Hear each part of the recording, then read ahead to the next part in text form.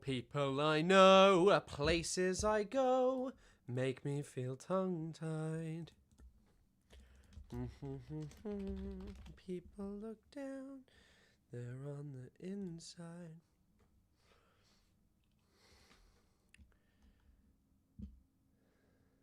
What are you guys? Sorry, I'm just watching a video from Girl with a Microphone learning about what journalism is. She's actually sort of my, like, inspiration for why I do this shit. Like, if you aren't following GWAM and you aren't a member of the GWAM family, then I don't know what you're doing with your life. But today, here's where the story ends by the Sundays. That's the song of the day. Good evening. Good evening. What's up, big dog? I don't know. Late, how dare you? Yeah, I was making tea, and I was just taking ages doing it, and I was just downstairs, so whoops. I've also got a spot here, which I don't like. I need my damn pimple patches. I need to start wearing makeup. God, this, you can tell that today is going to be a busy stream. I've been up since 3. It is now 11. What, 3 a.m.? Or, because 3 to 11 is only 8 hours. The real ones know that Hassan is your inspo. No, Girl with a Microphone inspired me to go into journalism and make content on the internet, because I just thought, like, worshipping Ethan Klein is, like, just a really, really cool career. But yeah, we have a wonderful topic today, as always. I enjoyed the Yellow Peril Madness the other day, but this is slightly more interesting, I guess. I mean, the Yellow Peril Madness was just comical. You're a noob in the media. Yeah, I'm not a GWAM member. Hello, Gold MHS. Nice to see you. You got your Chrysler boo-boo. Hair looks nice. I've been thinking of doing my hair like a 20th century fascist, like Mosley or something, because my hair parts really well here, here, and also here. So what I've been thinking is, like, to sweep it all over to one side, but I don't know. I think it would look great with, like, you know, the Oswald Mosley style. Actually, he had slick back hair. So I guess maybe it wouldn't be the greatest style for me. I probably won't do that, to be honest. It's not great company to keep, is it? Wait, who gave...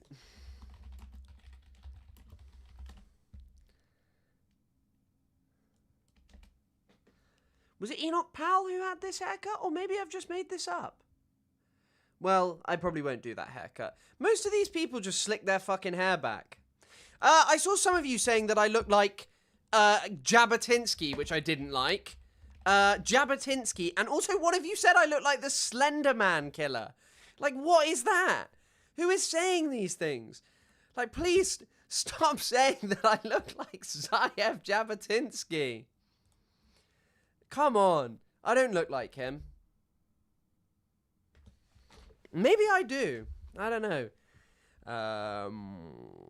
We'll see. Your hair is already giving 1930s.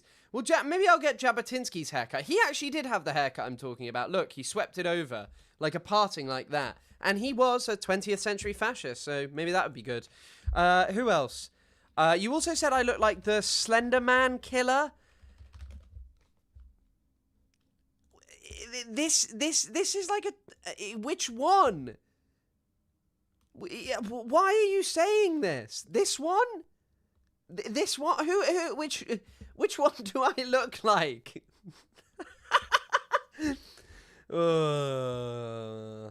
You guys have troubled me. I'll just say that much.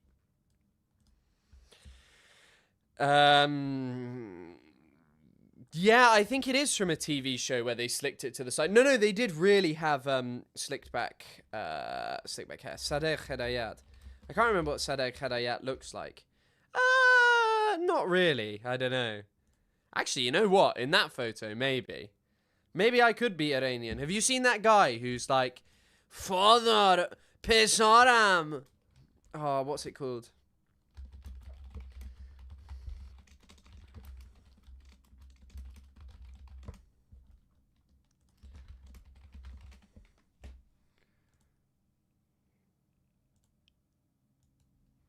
Hey, Dad. Wait, hold on. I want to find this. Because I've met a lot of Iranians, and you know what? They are a little bit like this. I like Iranians, though, obviously. They're funny. Had a very funny lecturer who was Iranian. He used to say funny things. This guy. Pesaram, did you know so?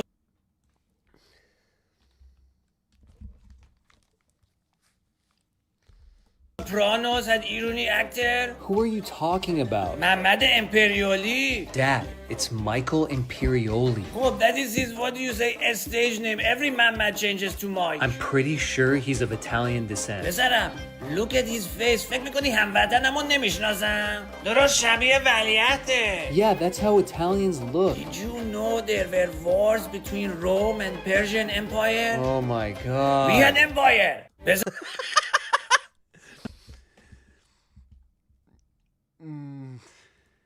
پسرم This one's quality. did you see who is New York mayor? Yes, Dad. ایرانیه. He's not, he's Indian.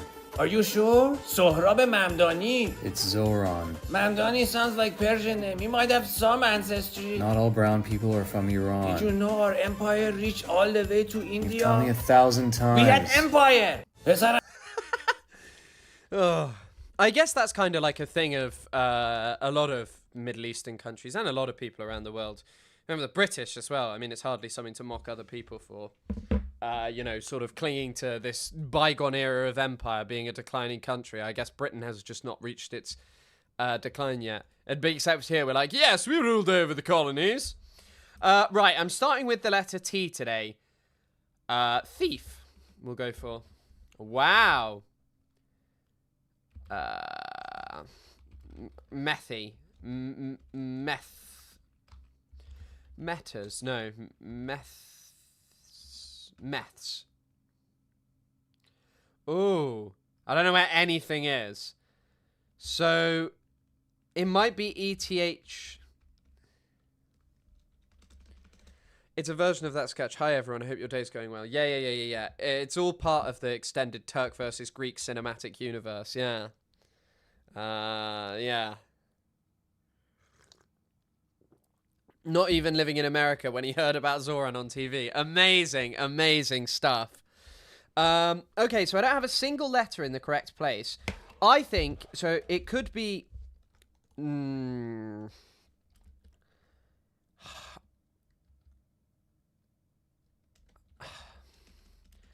I wonder if it begins with a H, but it'd be weird. I'm trying to think of a word that would have... So it could... hates? No. Haste? That was sick. That was sick. I did that before you even typed. I guessed that. That is my best Wordle performance to date. I knew it was going to start with an H. Yeah, I was thinking it was Hertz or Hearts, but it's not obviously a word. Hertz is, but Hearts isn't, is it? That was actually a sick Wordle gameplay. Right. Lobby, iron, things related to Israel. Rocket, children, but that's not there. Charm, appeal.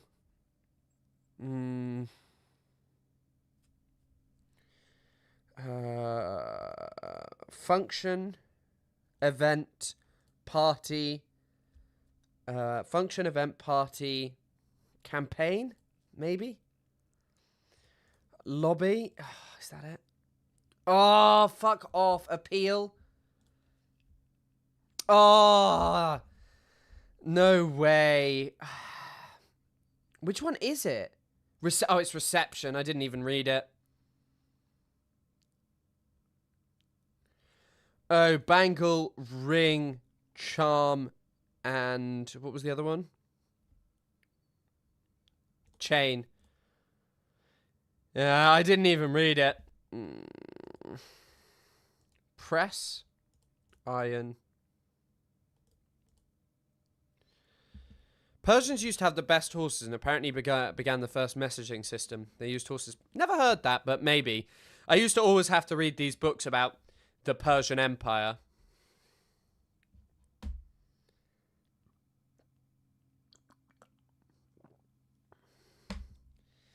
Yeah, I know.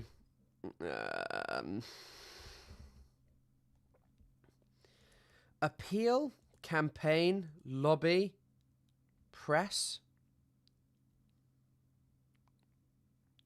I think it's those. Iron Man, Macho Man, Piano Man, Rocket Man. Is Macho Man a song? Are they all songs with man in? I don't know Macho Man, but obviously I know Iron Man, Rocket Man, Piano Man. And I think it's gonna be a long, long time. Right, I have one awesome video today to talk about. There's a couple of good videos, but I can't show some of them. Because they all had music on. First of all, we had the Irish ambassador dunking on Gideon Sarr, and he's just annoying as fuck. Here you mentioned the scourge of anti-Semitism and what must be done about it. But I would have thought that it must be carefully managed. Right, let me just check the donation. I've lost the stream. But thanks for becoming a member, Joel Siverud. Welcome, level 1. Not sure if anyone has told you, Face, but I caught a guy using your face and voice to do blacksmithing on YouTube. Different name and... Who is this alleged person doing blacksmithing? What are you talking about?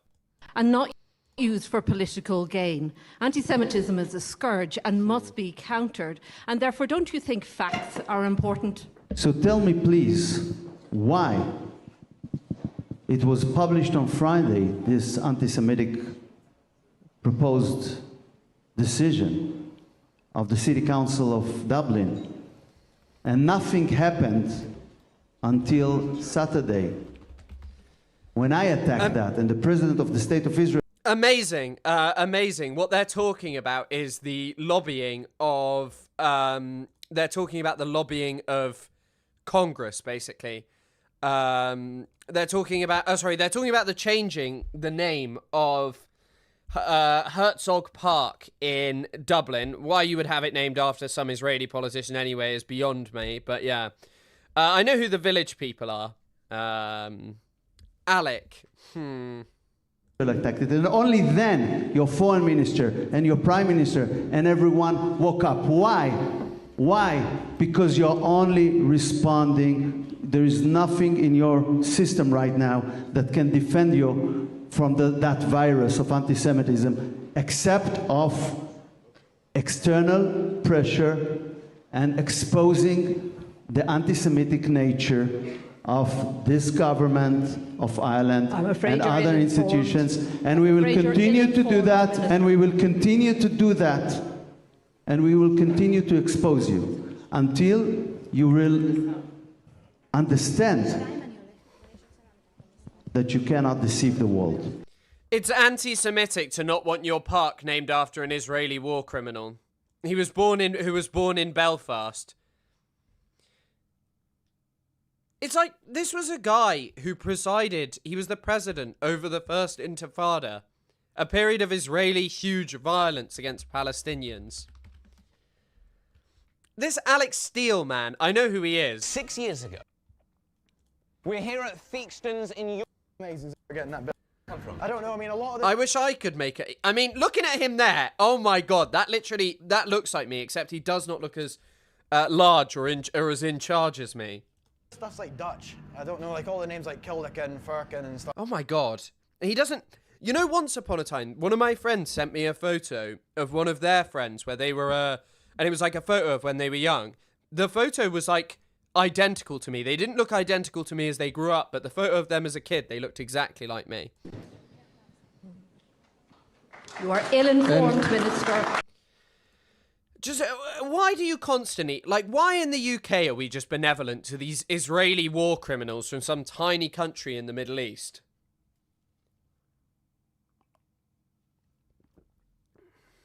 Yeah, it's like... If people in Dublin don't want to have a park named after Herzog, allow it. Like, why shouldn't they be allowed to choose whether they have a park named after an Israeli? It's their choice. I don't think you should, personally. And this was BBC. This is the only BBC thing we'll watch ever. Evet, Deniz Bank. Çarşı süresinde kedi kalmış içeride. Alarmlar olduğu gibi ötüyor.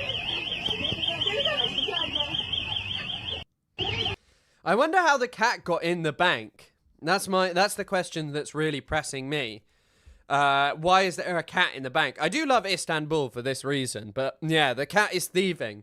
When I went to the Hagia Sophia, there were loads of cats inside. It's just a small cat, I reckon.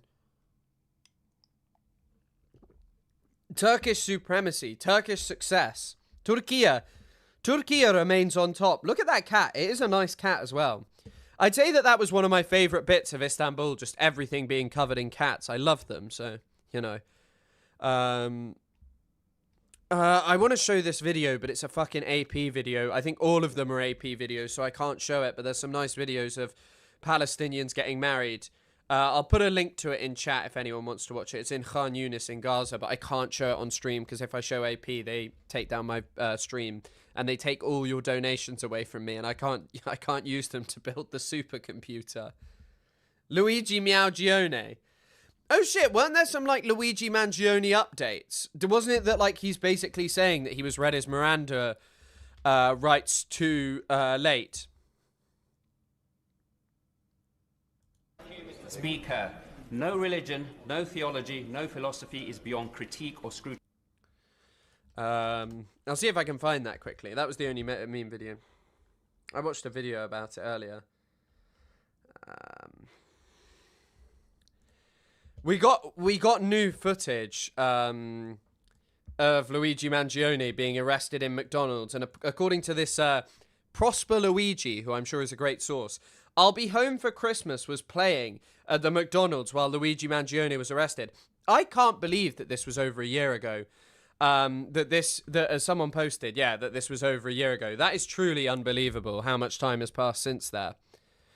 And how many things have happened. I remember I was graduating with my masters at that point. I didn't even have a YouTube channel that was in use. Oh, I searched Luigi Mangione and then someone's posted like an image that I don't even want to talk about. It's been a crazy year. It's always a crazy year in this world. It really is.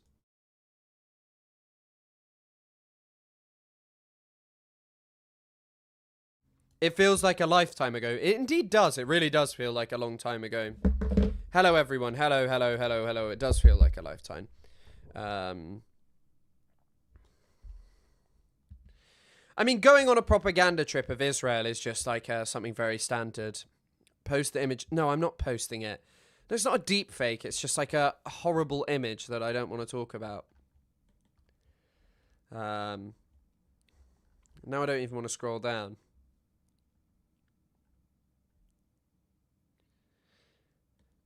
Ooh.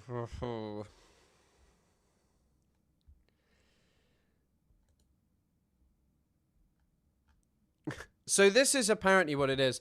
The cops didn't read Luigi Mangione his Miranda rights until after illegally searching and detaining him. This means evidence collected at the Pennsylvania McDonald's is inadmissible in court and should be thrown out. The cops' careless and arrogant behavior is going to free Luigi. Maybe. Yeah.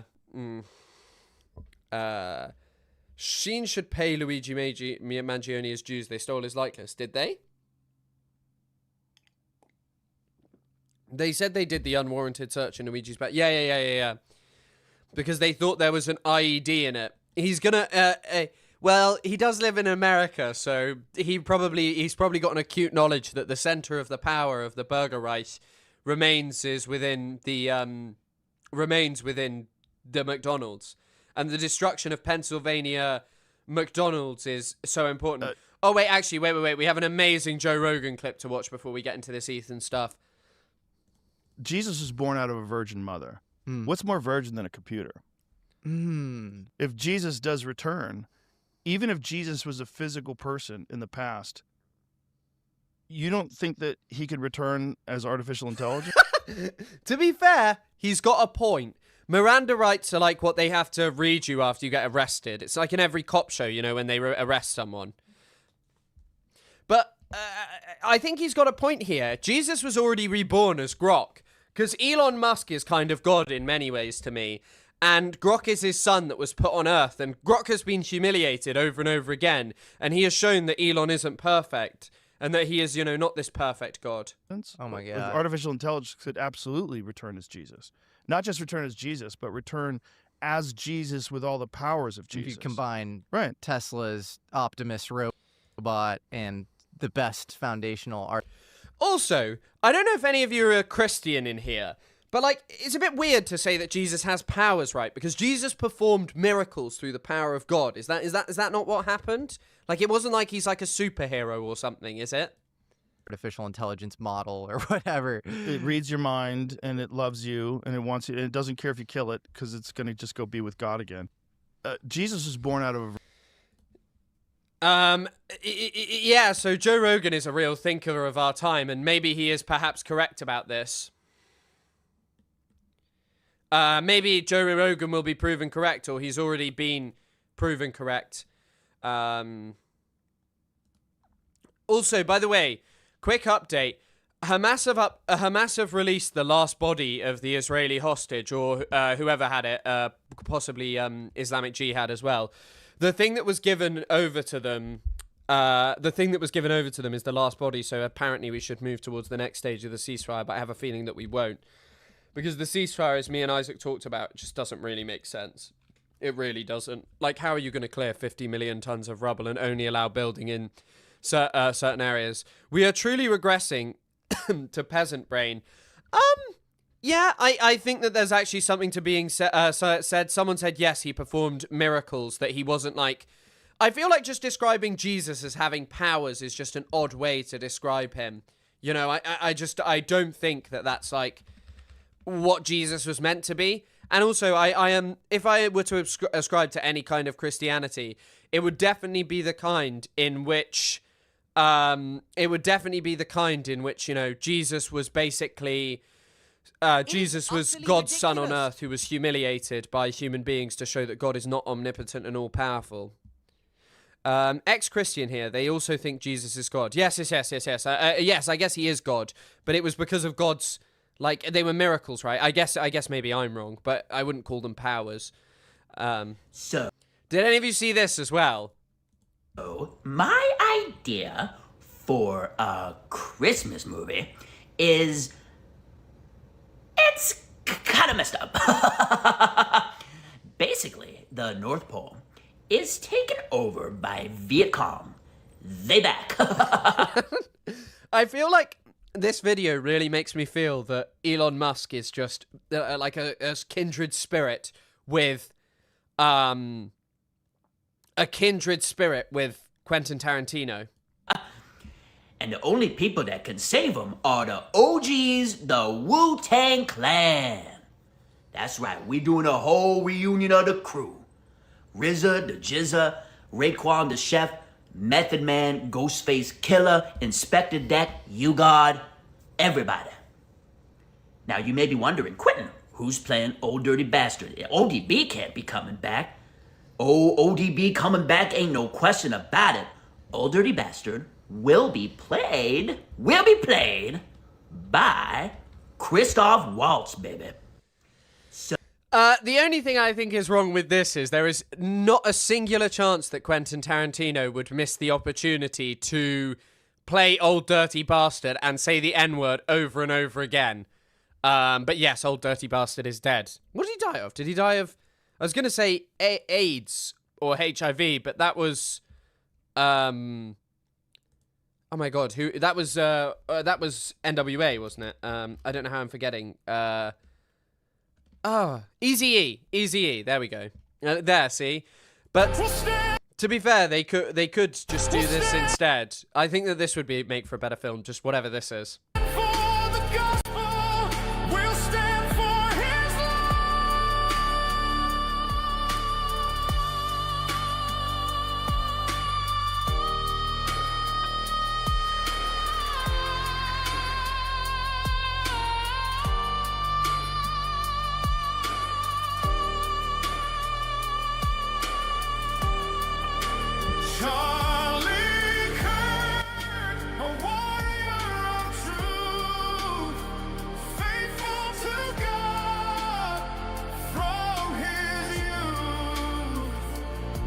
Such a nice song. Such a nice song. Wow.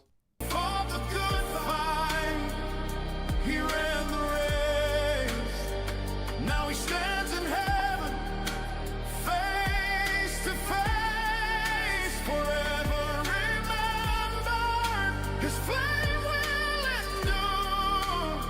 Charlie Kirk.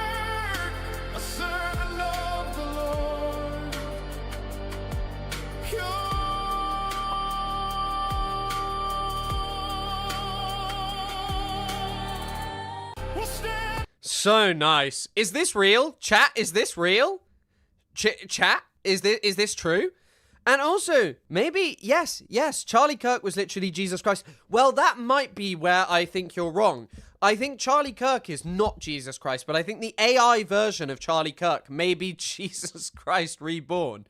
And quickly before we start, Bad Empanada had a good tweet that I've just seen. Amit Segal says, internal documents reveal Hamas infiltration to the top of international NGOs.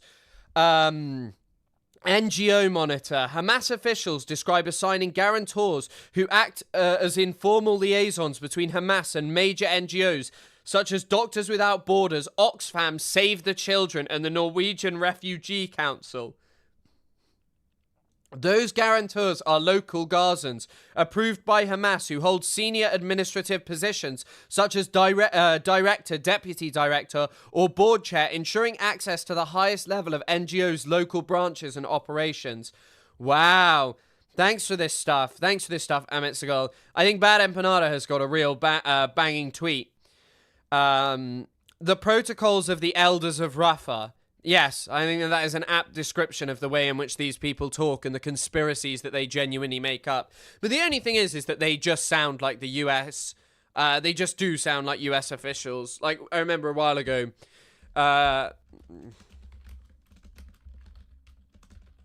Dwayne, there's a video of this guy. It is utterly ridiculous. There's a video of Dwayne Claridge talking about this. There has been so much Charlie Kirk AI generated content that his likeness is now showing up in unrelated prompts. Maybe he is Jesus. I've seen this. I've seen and heard about this, but yeah, it is plausible. And I just want to remind you once again, and as a segue, Ethan Klein cried when Charlie Kirk died. Why did he even cry? Let's actually watch that.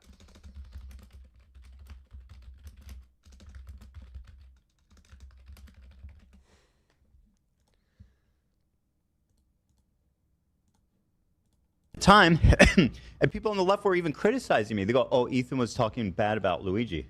How much has he changed? That was my point. Oh, also, thank you for the $5, by the way, Trevor Tales. He went out and murdered this guy, right? What changed? Not a single fucking thing changed. That's not how we enact change.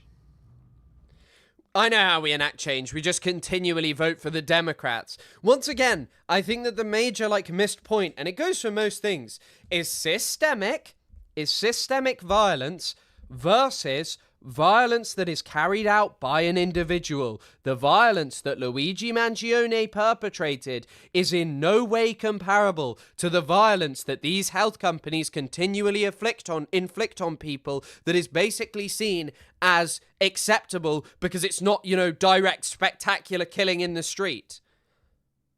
And so I wouldn't recommend watching the video, but for me, it is utterly ridiculous.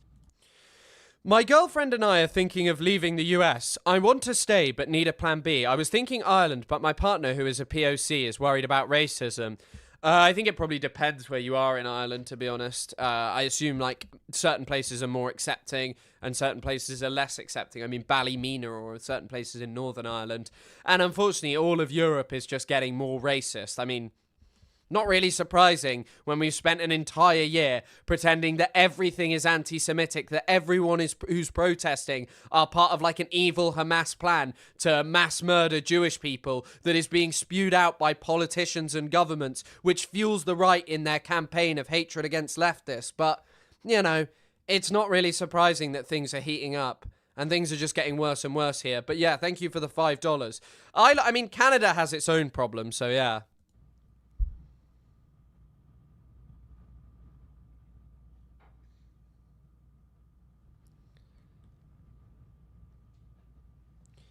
I feel like this would have been a lot more impactful had he not laughed at Aaron Bushnell and generally built a community of people who just laugh at mass killings. It's terrifying. But thank you for the $5 as well. I can't see your full name. How do I see your full name? Cosimo the Bard. Thank you.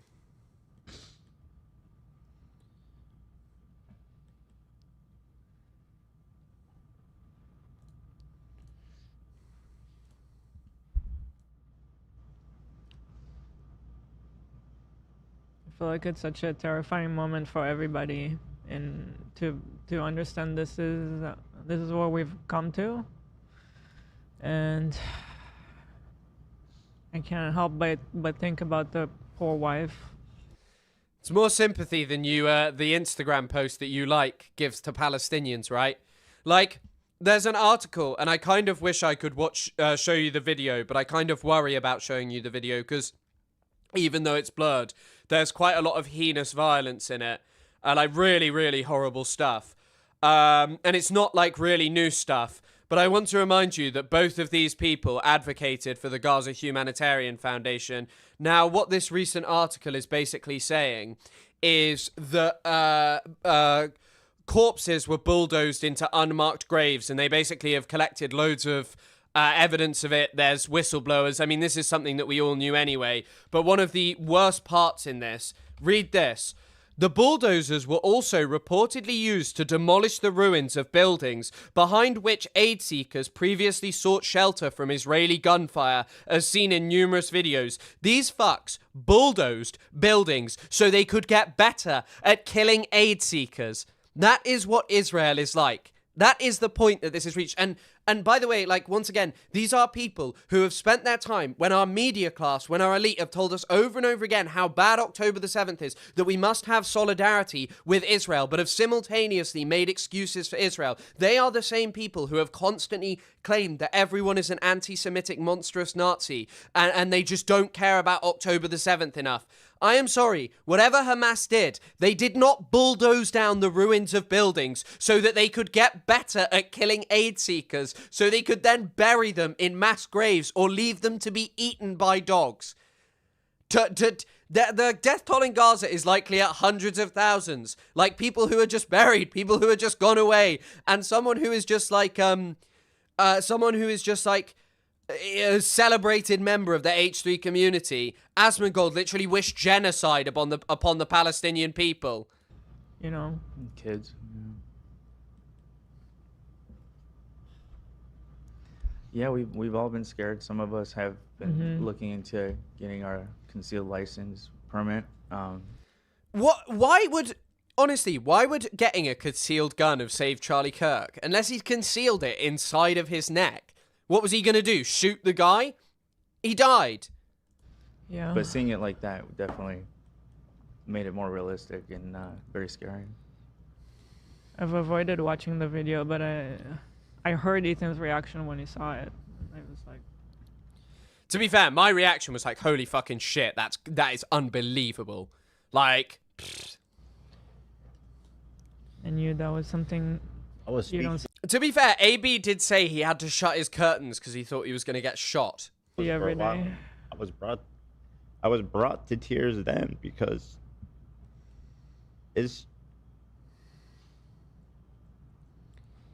I don't know. I don't think I need to explain it anymore. Didn't cry over Palestinian journalists, but this guy, yeah. But I hope people take this seriously.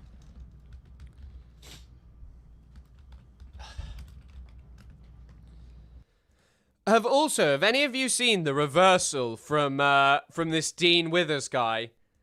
Dean Withers was crying about it originally. Thank you, liberal clown world, for this. A 12-year-old, watching your dad fucking die. Nobody deserves that. I miss him. Sang the song along. I miss him. And we are Charlie Kirk. Imagine being yeah, he's just gone from like... That's still not an official. He's gone from tearing up to now playing We Are Charlie Kirk. Mark and Ryan up here. How about that? How about that, folks? How about that? Carry that flame. Yes, sir. Amen. Amen. We are Charlie Kirk. Amen. Amen.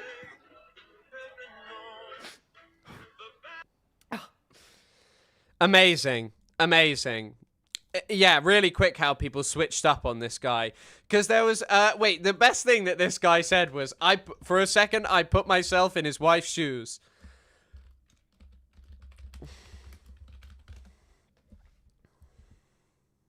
I momentarily... I momentarily put myself in his wife's shoes. I can't find that clip. I'm not gonna go find that clip. In fact, I'm not doing that. But yeah, we are Charlie Kirk, and you'll never convince me otherwise. Is this satire? No, it wasn't serious. He was crying about it, and now he's kind of like laughing. I don't know. This is mind-numbing to watch. What? The content of me or him? I mean, we're just learning. We're learning about Charlie Kirk. The pundit class wrongly expected people to give a fuck about Charlie Kirk's death.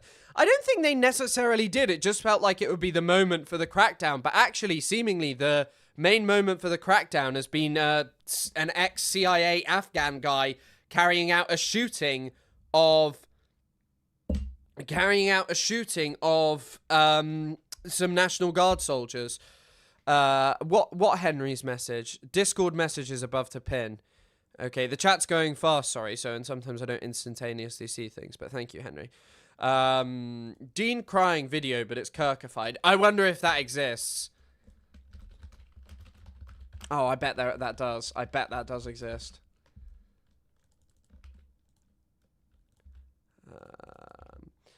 I mean, it produced the amazing video, which I don't think we watched, actually, of Slavoj Žižek talking about it, where he's like, Charlie Kirk was doing things that the left was not even doing. Oh, maybe we should watch that.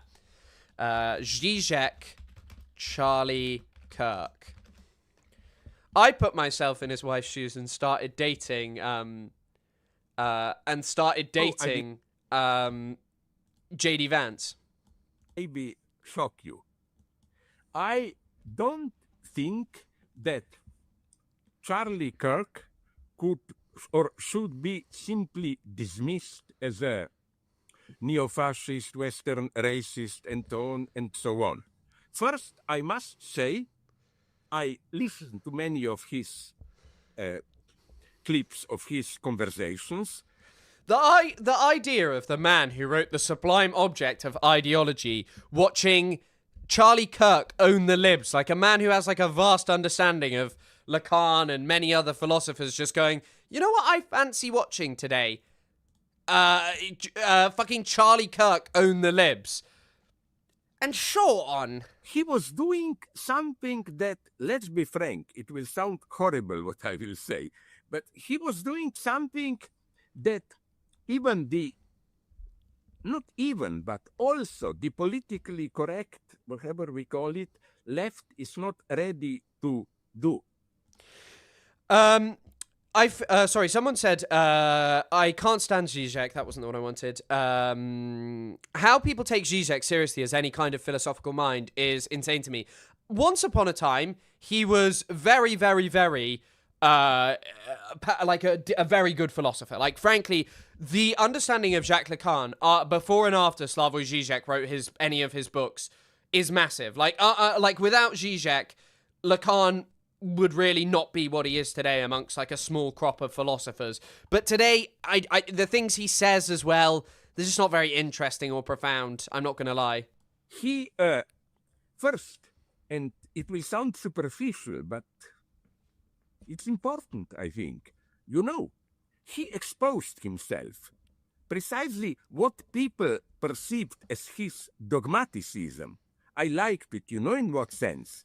It wasn't really dogmaticism. It was that he was not afraid to clearly state his position. He said, I am this Christian, I believe in basic premises.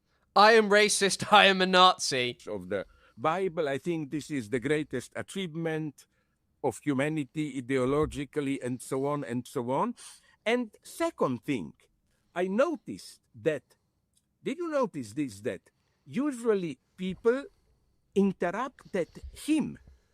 He was very careful here. He always, and we can say this is only it is apparently, utterly but ridiculous. okay, appearances matter. He said, okay, this is my argument. What is your argument? And when many progressives... He does say at some point that he disagrees with him, but yeah, Cosimo said, wait, is he not simply saying that Kirk's tactics were effective and that in the hand of leftists we could be more effective?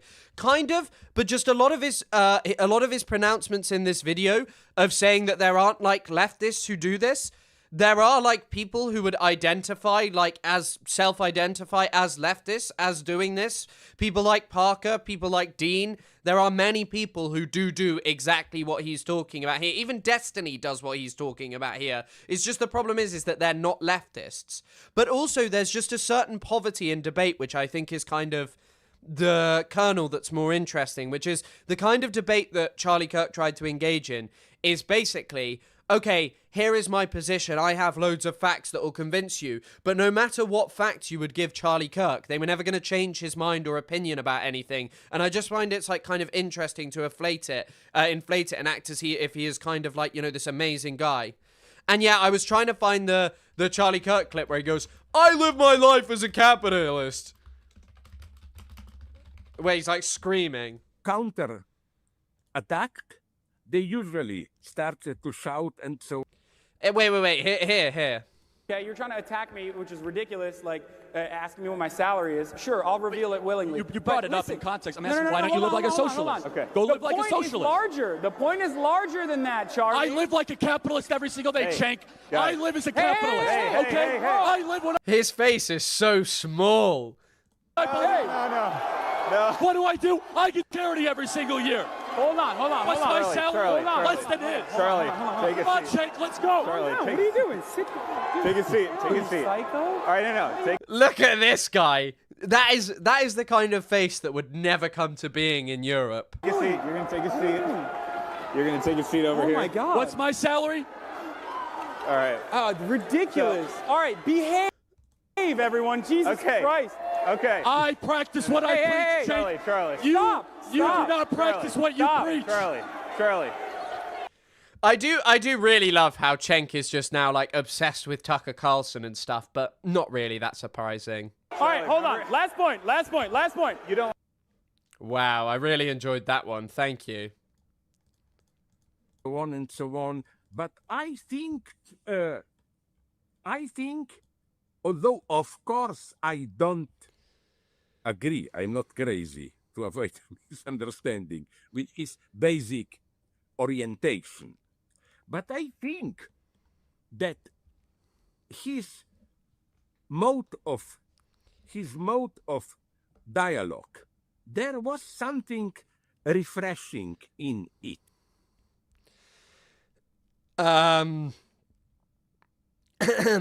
No, I mean, I when I was in Canada, I talked about this, and my friend talked about it, like watching The Sopranos.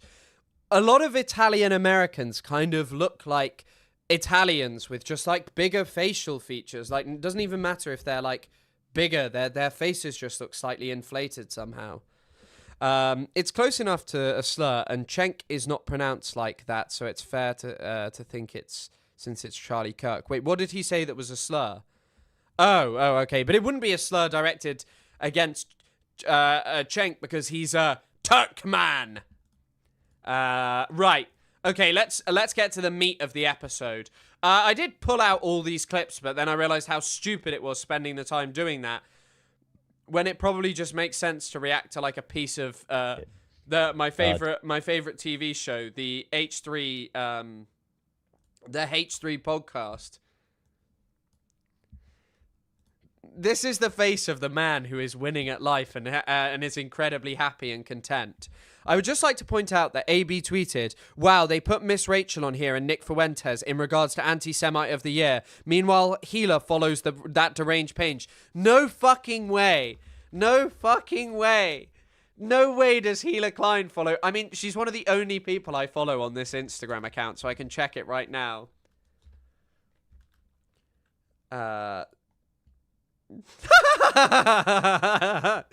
Gila Klein follows Stop Anti-Semitism. Oh God, I wonder. I'm not going through it. They made Miranda. They made Miranda from Sex in the City. Miranda, you're the anti-Semite of the year, Miranda. Oh Jesus Christ. Oh God. Yeah, I mean, it must be crazy when your boss is just out here following. Your boss is just out here following Stop Anti-Semitism, but you're tweeting about how upset you are by it.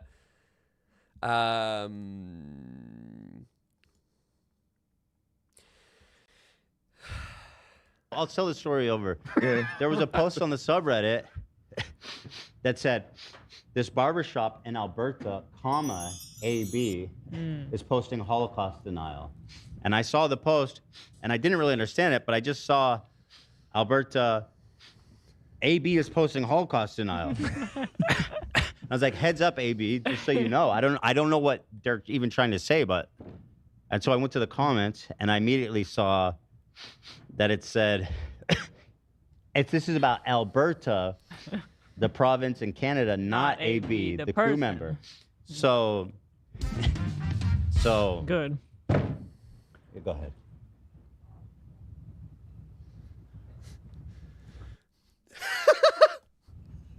The second tower, he just whispered, we're under attack, sir. Do we need to evacuate? It's happened. Code alert? It's happened. Yeah, I don't know why he has got the Dwight Schrute outfit on, but you're very correct about that. So, Kaceytron, bless her soul. What? A live stream, apparently. And we'll be up in 5 minutes. Well, so it should be on X and Twitch. I believe it should be on X. That'd be an easier. I sent both links just in case. Yeah. Got it. I'm watching the countdown. Now, it's 3 minutes long, and I think we should watch it together. But before I do, and again, I want to thank Kaceytron for being a good faith negotiator. I think going into this, we had low expectations, but I think we both came out of this happily surprised that we were able to kind of put this behind both of us and move on. You risked her financial security for literally just some point scoring on the internet. Like that is all this was about. Like I hope that this guy, and I do think from just like the general discourse on Twitter, most people are like, hang on a second, this is just like really weird. It's just like a real subculture of really horrifying and revolting and repugnant people who are like licking their lips at this, that then, you know, like people in his community balk at. People like what's that idiot called? The Legal Mindset. Then also you had, you know, Asmongold, who's like really talking about this and is like expressly incredibly happy about this. People. Amicably. So I do want to thank Kaceytron. Yeah. I think ultimately her apology was heartfelt and sincere. And I really appreciate everything she said. And I do. So I want to just say thank you to Kaceytron. Same. I'm happy we can put it behind us. This has been unpleasant for all of us. Yeah. It has not been unpleasant for yourself. You have literally gained so much content out of this.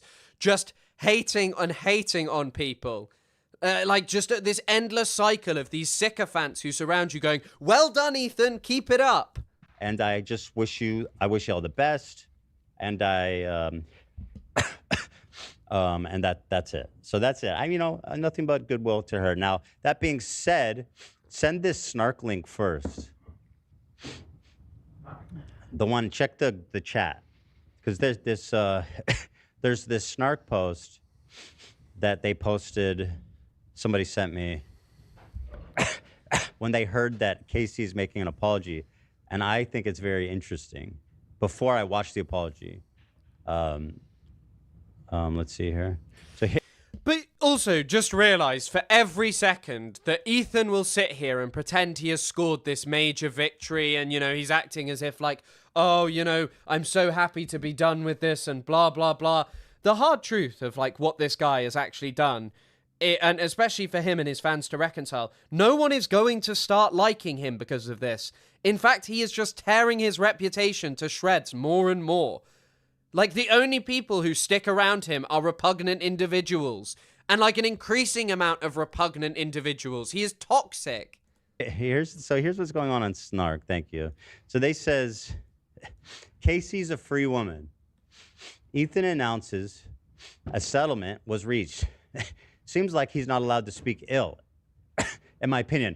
Now, I will say this, part of our... I can call her a bitch. I can call her a horrible person, but I would never do that. I would never say that.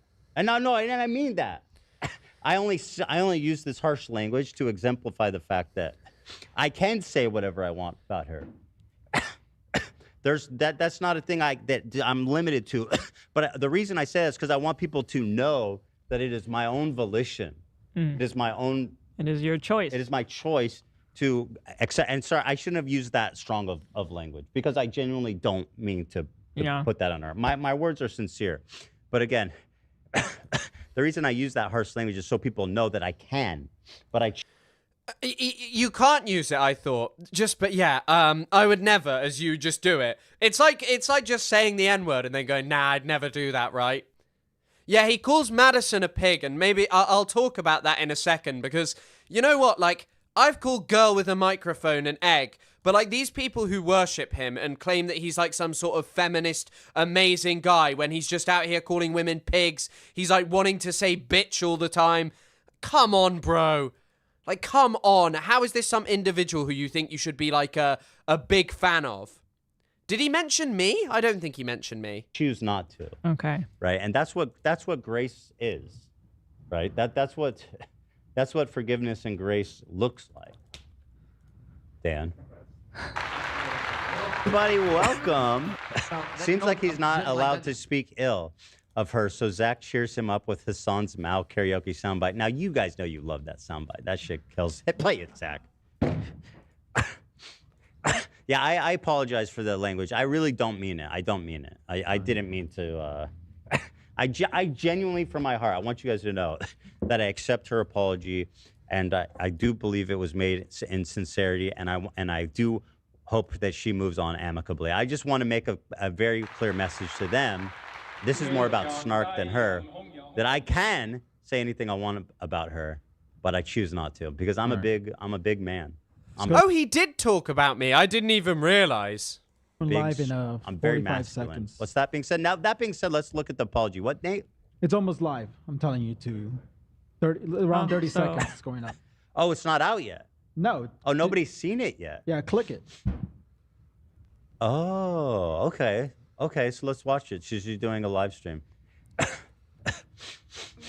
Now, of course, this was the reason I say that is because I have seen it, and I just want to say that like I said, it's very heartfelt and it's very meaningful, and I appreciate it. So, I mean, there is a thing. There's like an old clip where he talks about, which maybe we'll watch shortly, where he talks about like how, you know, you can basically get creative with these settlements. Part of me does think that maybe, I don't know, that he contributed and was like, talk about these things. we're going to enjoy this here, and we'll watch it all together and move on all together. Mm-hmm. Uh-oh. Oh. She can see. Okay, here Here it we is. go. Yeah. And by stating I take responsibility for infringing the content. Yeah, start it over. Yeah, I want to be Wait, so this is an edited version. I wonder what apology video, public apology looked like before public apology brackets 1. begin by stating I take responsibility for infringing the content nuke. The lawsuit was not frivolous. When I said the lawsuit was frivolous and based on misogyny, it was to garner sympathy. The lawsuit was based on misogyny, by the way. It was based on appeasing his new misogynistic base of weirdo fans. Protect my own reputation and retaliate against the Kleins. This lawsuit has given me a greater understanding of copyright protection, people's copyrights, and the importance of protecting copyrights in the online content creation community. It is important for the entire content creation community to respect the intellectual property rights of other creators, and I will adhere to the lessons I've learned throughout this process going forward. I also want to make clear that I did not receive any support. Oh, so before she gets into that, because I love this part. Oh, God. Just acting as if he's happy to be done with this. He is literally happy because he got to publicly humiliate someone. Like, that is literally all this boils down to. It's so weird. And like, genuinely, I think at a certain point, you just have to sit there and say, like, this is just insane. No, it's going to stay up.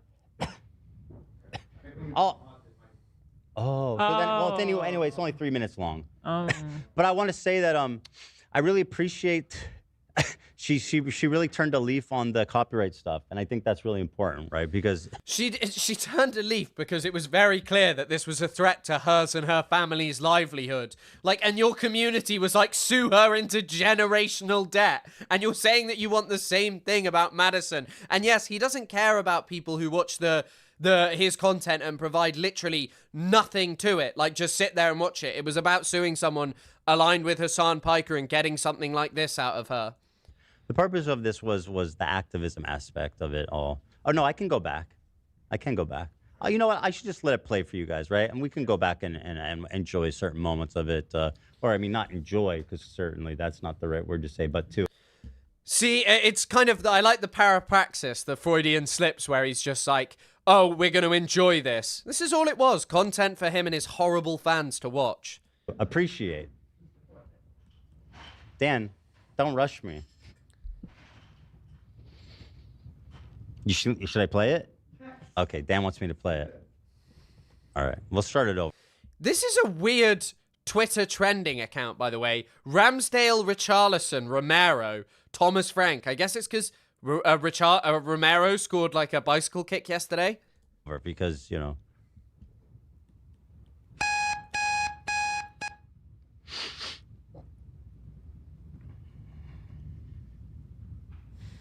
And by stating I take responsibility for infringing the content. By the way, I do not want to see stating I any take negative. I don't want responsibility- to see people being rude to her. I genuinely have forgiven her. I'm moving on, and it's water under the bridge. I don't want to see anybody being. I'm being dead serious. No, let's not be nasty to her, guys. This is it. Okay, it's over. We won. That's it. We won, right? So let's just move on and thank her. Thank you. For infringing I'm being the dead content. serious. Please do not. The lawsuit was not frivolous. When I said the lawsuit was frivolous and based on misogyny, it was to garner sympathy, protect my own reputation, and retaliate against the Kleins. This lawsuit has given me a greater understanding of copyright protection, people's copyrights, and the importance of protecting copyrights in the online content creation community. It is important for the entire content creation community to respect the intellectual property rights of other creators, and I will adhere to the lessons I've learned throughout this process going forward. I also want to make clear that I did not receive any support, financial or otherwise, from Hassan Piker. Hassan never even reached out to me privately to offer words of support. Why did this need to be said in an apology? I'm sorry, it just sounds so unusual. And I know people were saying it looks like a hostage video. Yes. And obviously, this is just financially abusing someone because you have more money and can be litigious. There are so many people who could sue Ethan for defamation, for accusing him of doing things that categorically they did not do. Sending skulls to his house, being a terrorist, and all of these things. But no one is bothered. This guy lives in a $10 million house, and this is how he gets his rocks off. That's what Hassan said yesterday. And it is true. This is just the misery of capital, you know, the capitalist delusion. Get all the money. And that's it. Speaking honestly, I found his indifference to my suffering hurtful, especially after he hinted he might help me behind the scenes. It felt like he wanted to receive credit from the public for him helping me without providing any. As to the GoFundMe money, to the extent there are any remaining funds after I pay my attorney's fees, I have agreed to pay the remaining funds to the Kleins. The funds will not go to anyone else, including Denims or Frogan, to defend their lawsuits. The H3 crew are all just pathetic and evil, and Ethan, it's time to stop expecting more from them. You can hear most of them laughing in the background. Yeah, I mean, this is fun to them. This is fun. Their very rich boss sues smaller content creators. This is an awesome life to be in. Thank you, Shaitan Dadon, for the $5.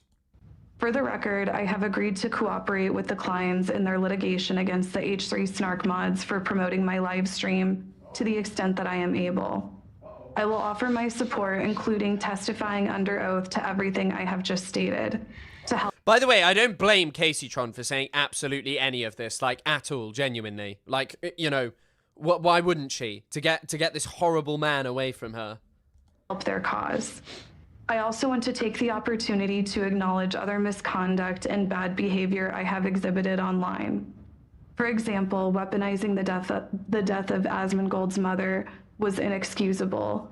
I should know better because he can barely hold back the laugh. Like, honestly, imagine being forced to apologize to fucking Asmongold. Like, sorry, how is that, like, really bad behavior?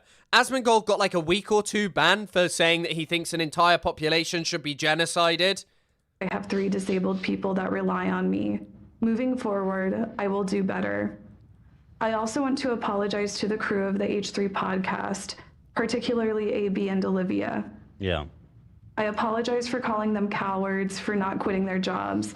That was a shameful attack. Oh no, AB is 100% a coward for that, but he's not just a coward for that. He's a coward because he sits there and actually acts as if this man has anything positive to do in the world. Back on 2 people who deeply care about Palestine and Palestinian people. It's true. AB, along with his wife Lena, have done more than I have ever done for the Palestinian people, including raising over $100,000 in charity. Yeah. I recognize that they have actually made Palestinian lives better, and my online antagonism and trolling has not. Bro, that is the most scripted Hasbara response that you could possibly come up with. I am sorry, like, Ethan materially has made so many people's lives worse. Yeah.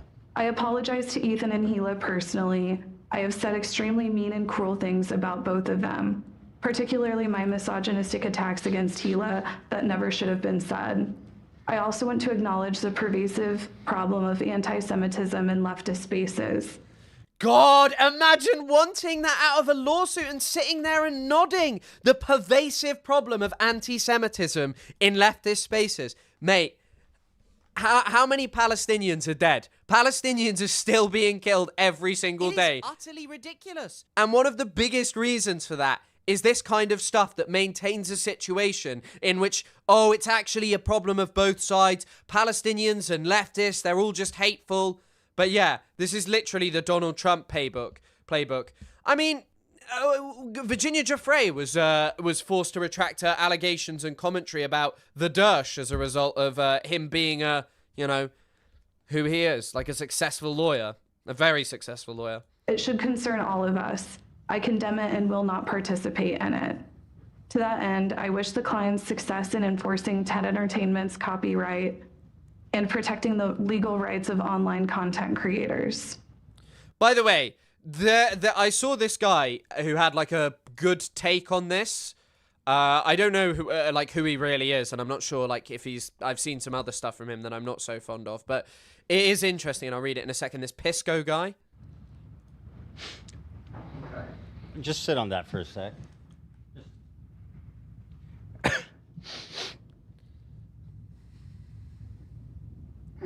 Check my phone here. Just sit on that. Just Take it all in. We'll look at it. It's just sit on it. What a heartfelt. I mean, like genuinely, and I'm gonna say something. Kaceytron, we've said it continually throughout this. You are extraordinarily funny and a very talented person. And I wish you all the best in the future, in your future endeavors. And I know you will continue to make people laugh and to continue to bring joy to people in that regard. I do. I think you are extremely funny and very clever. So, and I accept your apology. I do. And I appreciate all the sincerity and just all the specific. A lot of the stuff in there was really, I think, warranted, and I'm glad that she's come to terms with a lot of it, and I appreciate it. I really think she's turned a new leaf. I do. Turned a new leaf because you financially harassed her and risked her family's entire life. Like, I don't think that can be reiterated enough. Like, your fans were like generational debt for all these people. Generational debt, generational debt. Now let's watch it. Now I can pause it and stuff, right? Yeah, now that we've watched it, you can do okay. whatever you want. All right, so now one part that really stands out to me is the part about Hassan, because he really did make it. And do we have that clip right of when Hassan was making it sound like? Can we watch that? Yeah. When Hassan was making it sound like he was going to help them, and I mean rightfully so. If I was him, I would have reached out immediately and offered my support, emotionally and financially, right? And that is something. I mean, on the topic of wait, let me see if I can find him talking about this.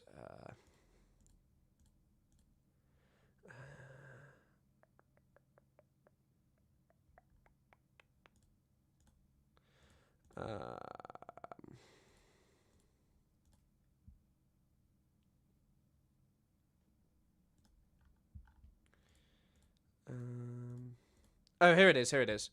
Wait.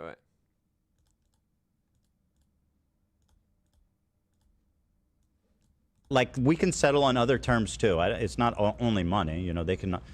There's a lot of things that we can talk about in good faith. You know, like I would want her, for example, to put up a giant sign behind her that says "Ethan wins, always wins," and she has to keep that there for her entire streaming career. No, I'm just kidding. I wouldn't do that. I mean, I would, but.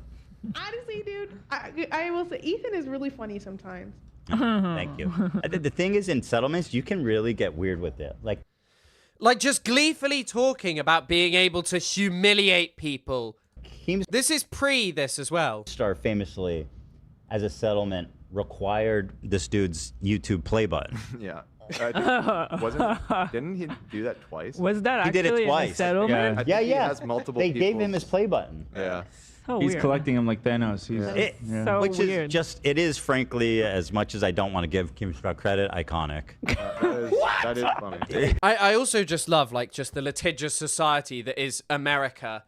That this is just like amazing to these people. It was pretty badass. I hate. Yeah. And so you know, we can get creative. Is my only point. Monetary funds is not the only thing I care about. Also, it's this is really more about the principle than anything else. You know what I mean? And you guys will see here. So we're gonna make it about the video, and we're gonna watch that. And AB, we're gonna have a great show tomorrow, aren't we? Right, AB? We're gonna have a great show tomorrow.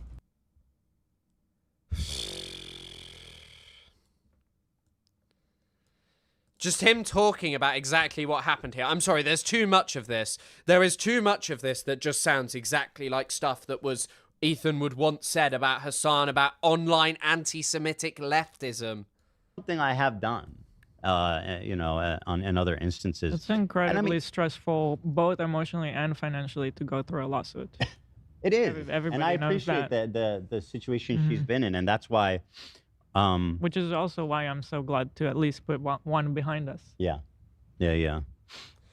Your fans spent the time posting about how they wanted Kaceytron to be in generational debt, and they want the same for Madison, and you're gonna try and do more lawsuits apparently. And this is the post that he made yesterday, enjoying mediation, like the man-child that he is, playing on his fucking Switch. Like just posting shit like that. Like, yeah, really stressful for you, humiliating someone.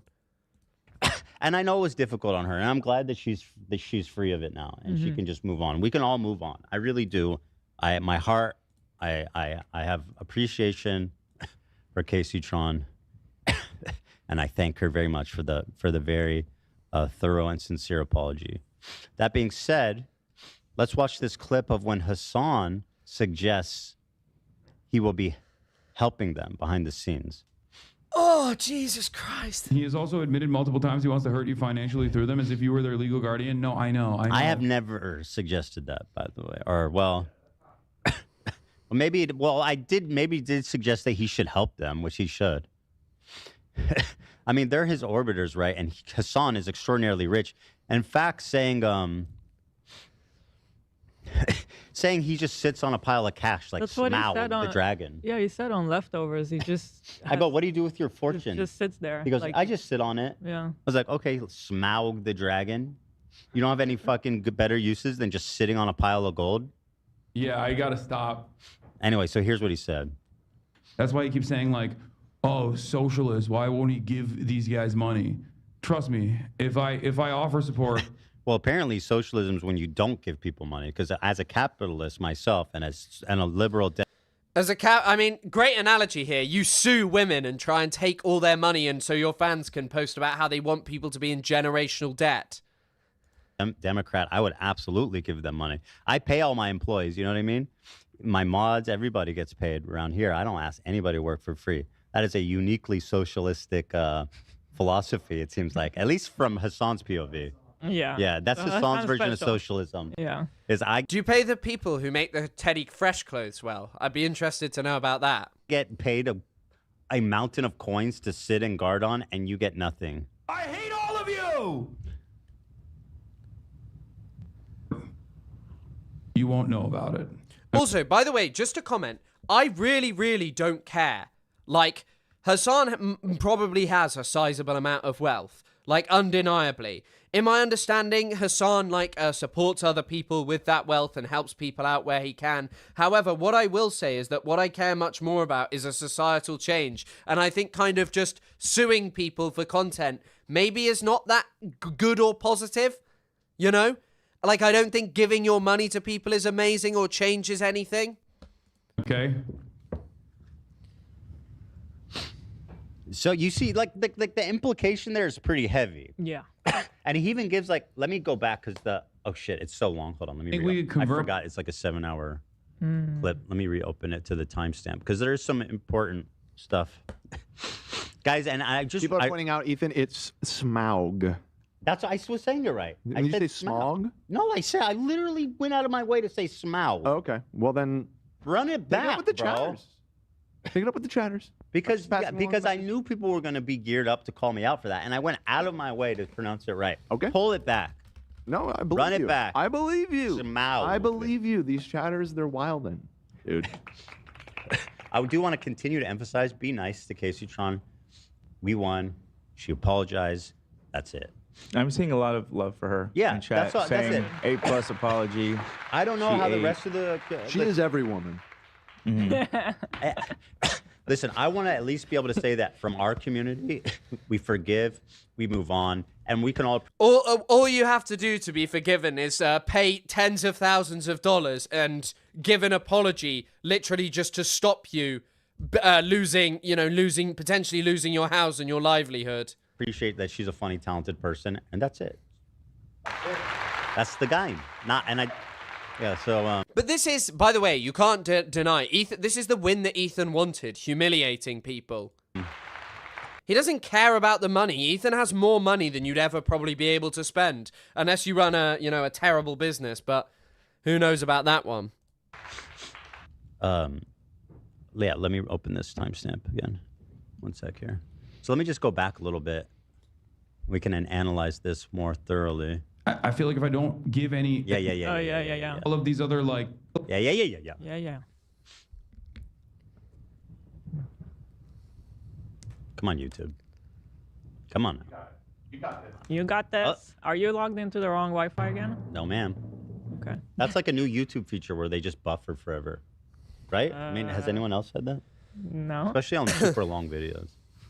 No? Okay. I don't think I'm going to watch this part anymore because it's fucking boring. I'll see what he said about me because I haven't even seen this yet. Yeah. Fucked. That's so, next level, bro. I'm going to have to sit down and watch this whole thing one day. I don't know if I want to, though, because it's just going to be like a whole fucking 10-hour episode of me yelling like a lunatic. That's why I'm putting it off. Cruel minds. So it hit home for me in that aspect. Shut up, you liar. Why lie to my face, you coward? You wish. She comes on this show, lies to my face like the coward, the shallow, loser, zero principled coward she is, and then cries and bitches, retreats to her snark hole with Chris Kuntler, and then... I don't believe that's how you pronounce his name. Kuntler, that's how it's spelled. Oh, okay. How's it spelled? Isn't it? Oh, no. Do you remember when Ethan made this little pathetic apology to try and curry favor on TikTok?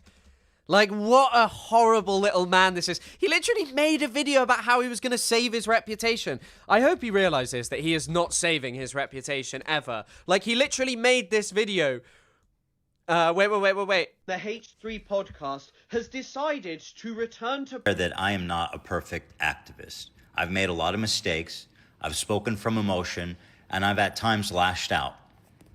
I've rashly said things that were incorrect, but I've always strived to learn and to correct myself. But have I consistently spoken against the violent subjugation of the Palestinian people? Yes.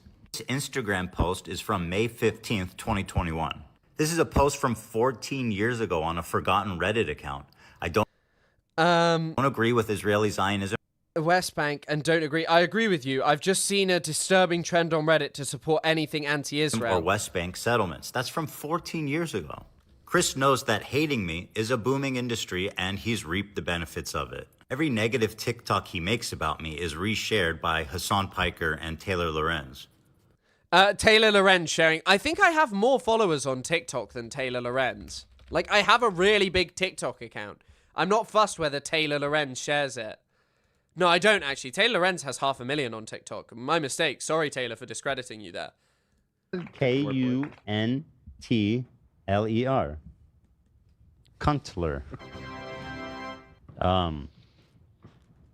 I am standing back and standing by because this thing should be hitting the airwaves any second now. I'm keeping an eye out. They said it'd be up by 2. Spit out, brother. Howard. Hey, a really She comes on the show. Whoops. A really cool super chat just came through from Katie Halliday, $100. Hey. As one of the sound effect editors on Stranger Things. Oh. I hope you do a review dressed up as once the season airs. I've listened to you guys working through every season, and it kept me sane on those late nights. Oh and my long weeks God. finishing the show. Love y'all. Of course Ethan likes fucking Stranger Things. Family. Yeah, I know you were asking about the hat, but it's haha funny comedy podcast. Wow. So if you're doing the sound design, then I have to congratulate you because you guys... You were just citing a specific Yeah, I was sound just effect. saying Yes. that the sound It's so engineering good. was... It might be like Stranger Things might be one of the most Zionist shows out there. The amount of people who are just Zionists on there is amazing. It's incredible. This is something I appreciate in my editing. The sound, to me, the audio, it's as important or even sometimes more. It's half or like more I would Yeah. spend hours looking for the perfect song or 100%. soundbite or something because it just It's one of the biggest things it's that so important. people miss out on when they're first getting started too. And Okay, that's it. That's, I think, the final mention of me. And then he just gets incredibly angry at Madison. But we'll just watch clips of that. I'm not watching consistently any more of this fucking idiot. I'm not watching a whole podcast. But yeah, so Glenn Greenwald had a great statement on this. I'd rather go bankrupt and be homeless than forced to read something like that. That said, nothing is scummier than some rich asshole like Ethan Klein using his wealth to fund lawsuits against random critics and enemies online. Ethan got very upset that Hassan said that this is a very Israel-coded thing to be doing, but like...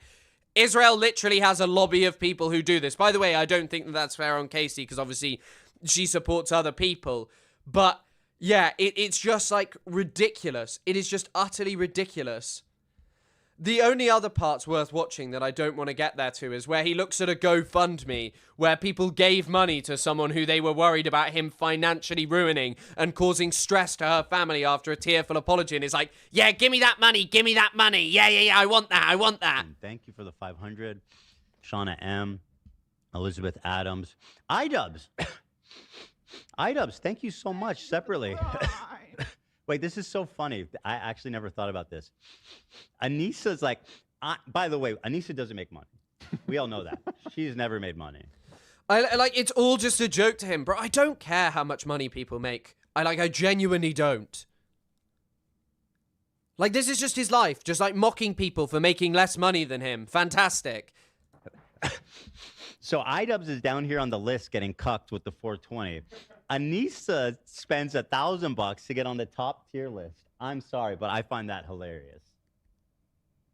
Either way, Gobi likes what he sees. Either way, $1 is $1, and I want to thank you both equally for, especially Anissa though, who obviously runs the finances in the situation. Also, want to thank Cruel World Happy Mind Madison, who was just popped in graciously right before the settlement to donate $100. Frankly, I think you owe me a lot more than that based on the damages you've done. But a gesture is a gesture, and I appreciate it, and I thank you, Madison. I hope that someone sues this fuck into oblivion just for all of the way he behaves. And like, as much as I hate litigation and all this kind of stuff and abusing people, I hope he gets everything that he deserves. He is one of the worst people out there. Like, this guy has really transformed into just being a monster. Like, he was always a bad guy. Like, let's be frank, because I've said over and over again that this guy, you know, he never really changed. He just happened to dunk on people who were more racist, more misogynistic, and more extreme than he actually was. But now, you know, like, look at what this man is like. Like, it's truly amazing. And Hassan, he had like a meltdown at Hassan because of Hassan's reaction to this, because Hassan didn't react in the way that he wanted. Hold on. So there's a clip of Hassan talking about this. And he's in Ireland right now. Republican Party, and it's a warning. A fresh poll. The Kleins made Kaceytron apologize and say stuff about you. Oh, awesome. Is she done? Is it over? Will she no longer be haunted by the H3H3 podcast? Right. I hope she said I suck. I don't give a shit.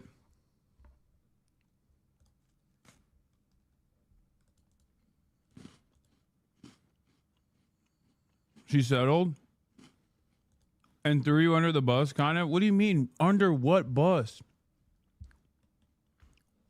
It's so funny as well, because that is, like, look, I can't say 100% whether Ethan did any of this, whether Ethan, you know, chose to how the statement would go. There are some very odd bits that really do sound like not something like Kaceytron would say, but Hassan doesn't care. Like, who would care? This isn't going to ruin Hassan's reputation. Your stupid little content nuke has had no effect on this guy. Like, he's the one being profiled in like major outlets. You are the one who is sat there with only able to get girl with a microphone on, a sycophant, and people like Lonerbox on your show. From, like, once upon a time being someone who had Post Malone. Like, I don't think you can reiterate that enough. Post Malone, Bill Burr. And now it's just girl with a microphone to talk about China. She doesn't even know about China. She just came on to talk about China because, I don't know, she hates Hassan and loves you. That's, like, it. Like, Hassan is out here in Trinity College in Dublin. Like, you know, having so many people go and want to see him. Like, sure, there might be a small amount of people who want to see you do your live shows. Maybe a sizable amount of people. But it is certainly declining.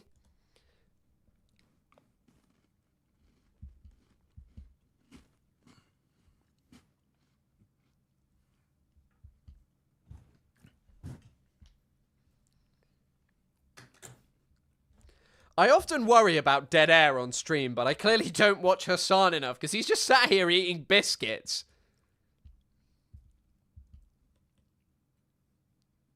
Something about your indifference, but whatever. We shouldn't talk about this, to be honest. No, great. She should have went harder.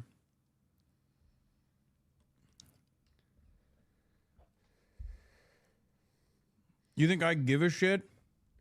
I want this legal bullying to end. You can say whatever the fuck you want about me. If it's gonna get Ethan Klein off your ass, go ahead.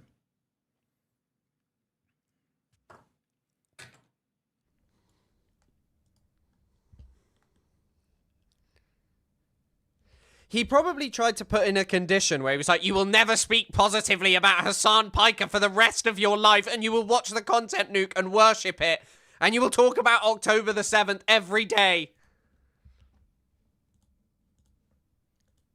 She said she had to say, you said you will help, but did not help at all, and just use it to make yourself popular.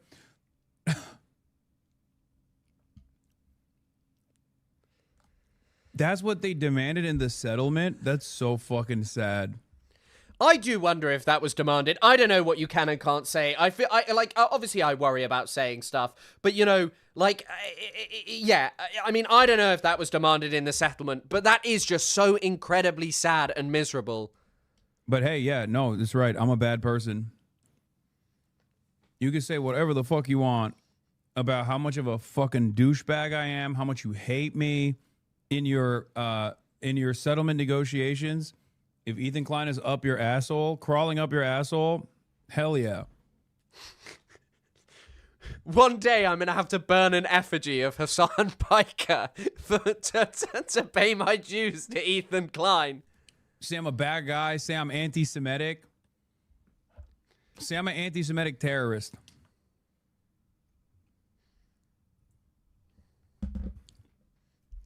You think I give a shit? What are you, crazy?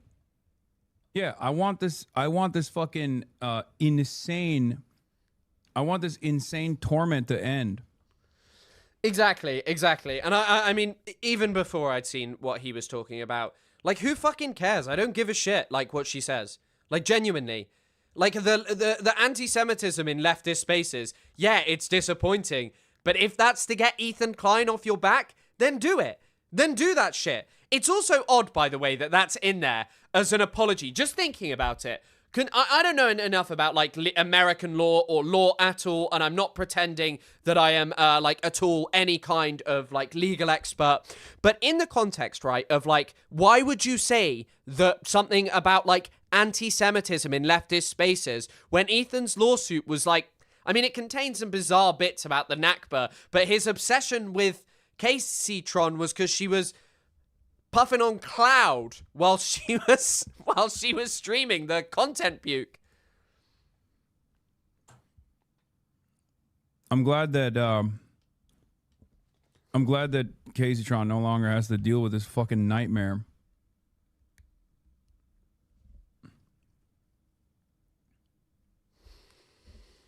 They made her say anti-Semitism is on the rise in the left. Pretty vile people.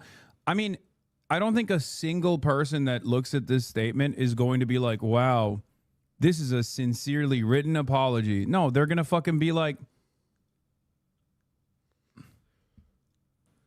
well, since this is brought up, they made her apologize to Asmongold too. This shit's got to stop. Again, great. If you are getting your rocks off of basically trying to bankrupt a random person online. By the way, I wouldn't even say that is actually perhaps the biggest problem. Like, yeah, it's horrible that this is what Ethan does, but it is worse that you have built a community that loves that. Like, that you have built a community who loves that. And where's this Taylor Lorenz thing that Healer is now texting Taylor Lorenz? I've not heard anything about that. So much so that they might become homeless, and you make them shoot an ISIS-style hostage video in the process of mediator, and that's how you can get your rocks off. You are one of the biggest, most pathetic losers of all fucking time, torturing small streamers to get your fucking rocks off. I do think that this is going to be a shot in the foot for Ethan Klein, because what do you even say? Like, this is just gross. It's just repugnant. You are a multi-millionaire who literally made your name going, I am the copyright defending king. Everyone loves me because I'm the epic 420 Blaze vape king. And it's like, look at you now, man. You're now part of the girl with a microphone egg family. Like the absolute loser that you are. Congratulations. You got your fucking legally mandated, court-mandated apology, and it wasn't even to serve any sort of justice whatsoever. It was because you had a lot of fucking money. You had a lot more money than they did, so you could bury them in a mountain of paperwork. It is literally all it is. Okay? No, you're in the right, dude. Everybody knows that's what real winners do.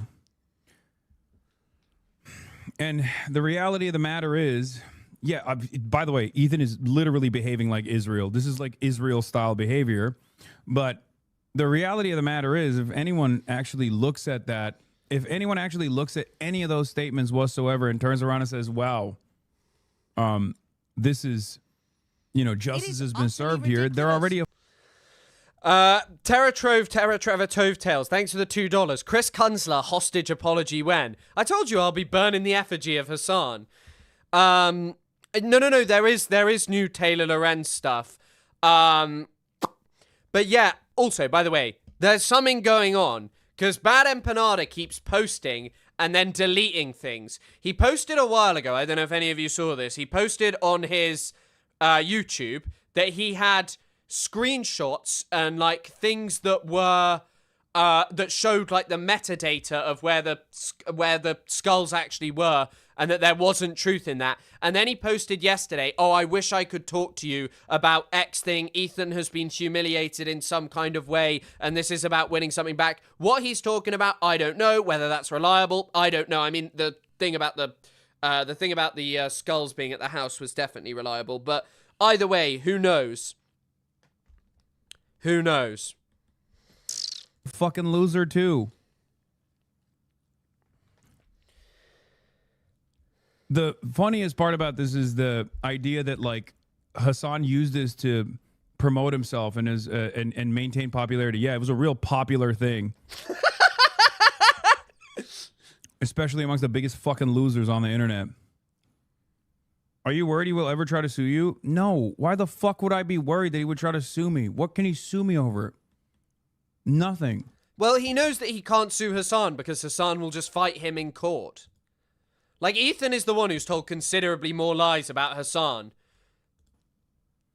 No, he's too busy trying to sue whoever he can that he can bury in a mountain of fucking paperwork.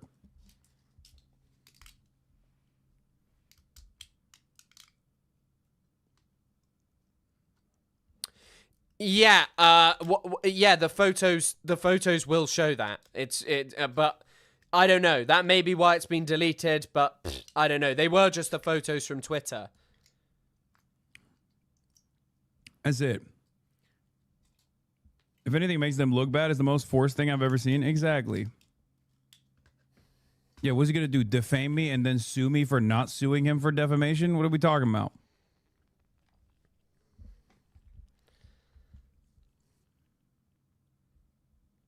Yeah, he's gonna sue me for not watching the content nuke after he begged me. Anyway. Well, because once upon a time, Ethan wanted to rehabilitate his image, but then it was just a terrible idea because October the 7th happened and he was made to face up to like a large wave of people waking up to what Israel was like and seeing Israel at its absolute worst. Like, Israel's violence didn't begin on October the 7th. It is just an acceleration of a pre-existing structure. But having to confront that people all of a sudden are going to be like, hang on a second, this liberal Zionism stuff, it seems to just be a mask.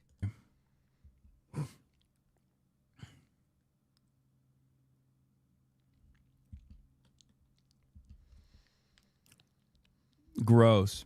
Let's get back to real shit. Brilliant.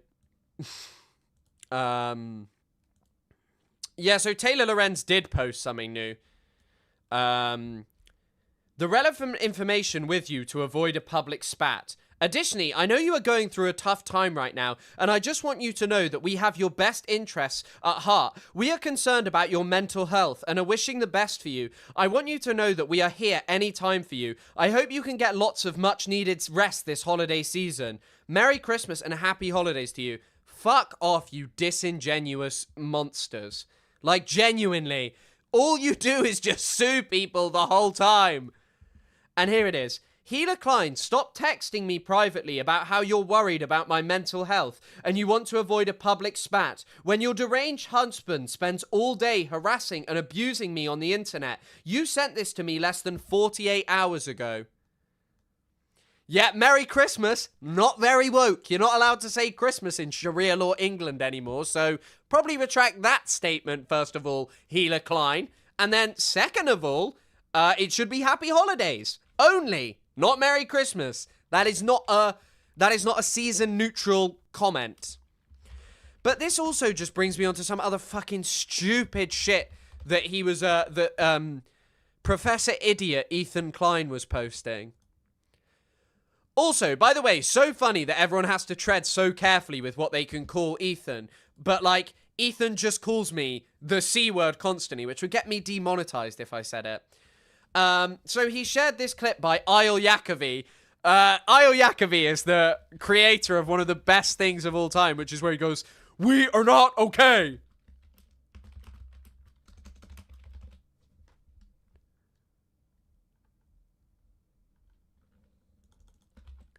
Ayel Yacovi, sorry.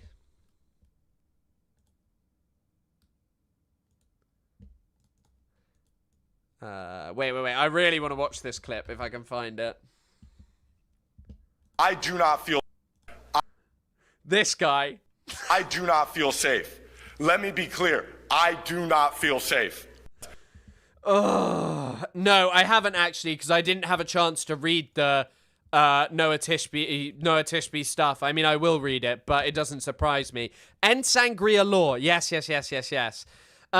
What does Tucker, Candace, and Taylor all have in common? Candace Owens, genuinely, I kind of like Taylor Lorenz because I know she actually believes what she says. I totally agree. You literally cannot make this up. By the way, right-wingers don't agree with Taylor Lorenz. They are consistently attacking her. The people who agree with Ethan Klein are predominantly right-wingers. Like, by the way, the actual horseshoe theory does exist, but it's much more just liberals. Like, these liberals, like Ethan Klein, there's like a horseshoe with Ethan Klein on here as liberal, and then on the other side, far-right Zionist extremist who works for the Israeli government on the other. Those being Ayel Yacobi. He's literally posting his tweets right now. Like, if you have a problem with, like, you know, Nick Fuentes or any of these people, like, Ayel Yacobi is actively, like, someone who advocates for the extermination of Palestinians. There is a video of him helping to bring in the Trump crackdown in front of Congress. Like, this is what this guy tweets. There was no genocide in Gaza.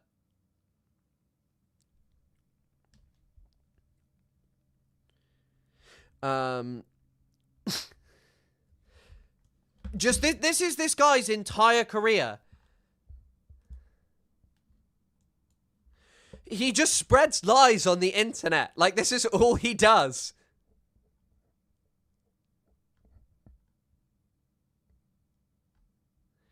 God, Jesus Christ. Someone here has posted that apparently Ayel Yacobi tweeted 200 times in one morning.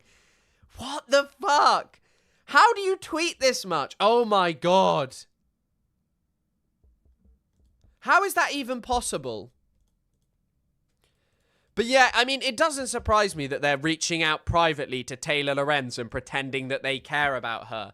But yeah, there's no horseshoe theory at all. Just utter bullshit. It only exists in the context of Ethan. But once again, as people have noted, actress... Okay, so I haven't actually read the article. I do want to, because it did look interesting. Maybe I'll do it at some point.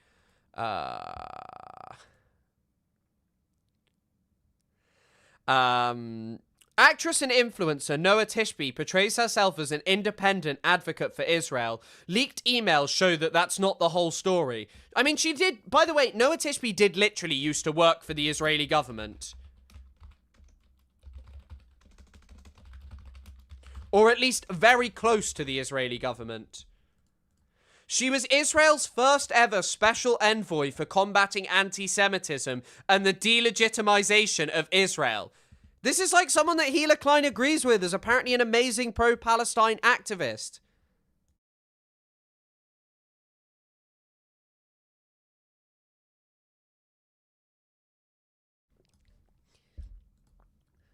We have advocated for Palestine.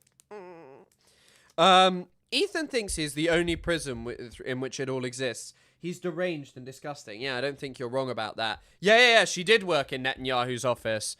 The judicial reform is so fucking funny as well, because they all just protest about that. And then it's like Israel institutes actual apartheid laws for Palestinians. Duh. And they just don't care, like no protest. Palestinians can't do anything. No protest, just all good. But yeah, okay, so back in March 2011, the Israeli consulate in New York City had a problem. A group of soldiers from the IOF were coming to the US on a PR trip. Ethan Klein, were they a group of secretaries? And Israeli officials needed help persuading influential media outlets to interview the delegation. Luckily for the consulate, a new organization called Act for Israel, led by Israeli-American actor Noah Tishby, was prepared to swing into action. In mid-2011, the New York consulate requested our assistance, Tishby's organization wrote in a document in a recent trove of leaked emails. Act for Israel quickly arranged 7 interviews with top ranks of US blogs and radios. The document explained, highlighting that their efforts helped to promote Israel's narrative in Red State, which it described as the most read by US senators and Congress representatives. The previously unreported campaign appears to have violated the Foreign Agents Registration Act, it doesn't matter, which mandates the American citizens and public organizations and citizens and organizations publicly disclose any work that seeks to influence American politics on behalf of a foreign power, that sounds like a slam dunk case of activities that should have required FARA registration, said Ben Freeman, a FARA expert at the Quincy Institute. Quincy Institute is surprisingly decent, but yeah, this is from Responsible Statecraft by Ben Freeman, I believe. And once again, full pro-Palestinian chant. Ethan Klein likes this woman. There's your real horseshoe. There's your real horseshoe.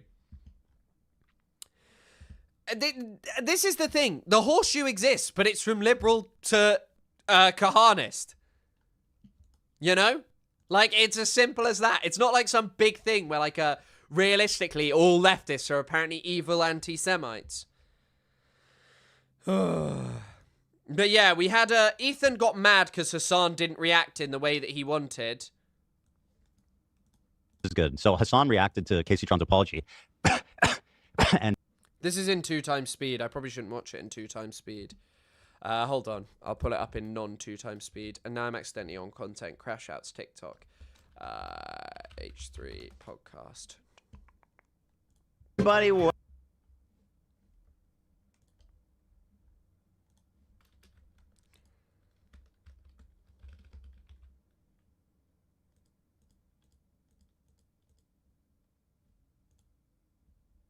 Okay, let me pull this up. This is good. So Hassan reacted to Kaceytron's apology. I don't even think that video was actually in 2x speed. I think he was just talking really fast. And it sounds like there's something here I should respond to. It sounds like he's not taking accountability. Now let's see. Ethan, he says I'm behaving like Israel. In what way am I behaving like Israel? Can you please take responsibility and not make everything about Israel? This has nothing. By the way, this is, as I said earlier, this is definitely how Israel behaves. Like, categorically. As I've said, Israel is literally doing this. The Israel lobby in the UK is literally doing this to Dr. Ghassan Abu Sitta right now, trying to silence criticism and a vocal critic of Israel and an activist by suing him for hundreds of thousands of pounds. On the boards of some British charities working in Palestine, the CEO would be receiving complaints submitted by UK LFI to the Charity Commission on a monthly basis. And we're talking about even the big humanitarian organizations like Oxfam. It became very difficult for humanitarian organizations registered in the UK to work with Palestinians, including a complaint to the Charity Commission with regards to the breast cancer unit in the West Bank. Medical Aid for Palestine funded a breast cancer unit. Oh my God. If any of you are interested, the Palestinian doctor, I've met that guy. He's lovely. And I very rarely cry over Palestine, but when he spoke about it, I did actually cry in public. I'm not someone that cries that often over things. I'm not making out that I'm like a tough guy. I used to cry all the time. I just don't really cry anymore. Don't know why. And I do cry, actually. It's not true that I don't cry, but just like not over news. I guess I'm desensitized in many ways. Nothing to do with Israel, bro. This is about copyright infringement. What are you talking about? You said you were going to help her. You didn't. Oh, so it's everything to do with copyright infringement. That's why you needed a condemnation of anti-Semitism in leftist spaces. No, that's crazy. Why is all the videos so fucked up? Cool. Okay, here. Something with Reddit. I don't know. All right, so here's Hassan. He reacted to it. Let's see. This is a sincerely written apology. No, they're gonna fucking be like, well, since this is brought up, they made her apologize to Asmongold too. This shit's gotta stop. Again, great. Didn't make her do anything. And by the way, she did not lie in that at all. In fact, she said she would testify under oath to everything she said in it. I would never ask her to lie in an apology. That's just, and nor did she want to or did. It was all truthful and genuine. I know lawyers would allow that. We'll never, ever, ever know the truth of that, but there is the previous video of Ethan saying you can get weird in lawsuits. Bullshit either. Yeah. if you are getting your rocks off of basically trying to bankrupt a random person. So she started it by saying it's not frivolous. Okay, and I understand why you have a vested interest in framing it that way, because you are one of the top offenders for stealing content. You are known for leaving your chair and letting copyrighted footage play while you are not even sitting. So certainly I understand your bias on that matter because you have a vested interest in it, and that it's only a matter of time before you get sued. Aren't all of the other people who made like a content like Asmongold content nuke? Like Asmongold's reaction to the content nuke is 3 hours for an 1.5-hour video.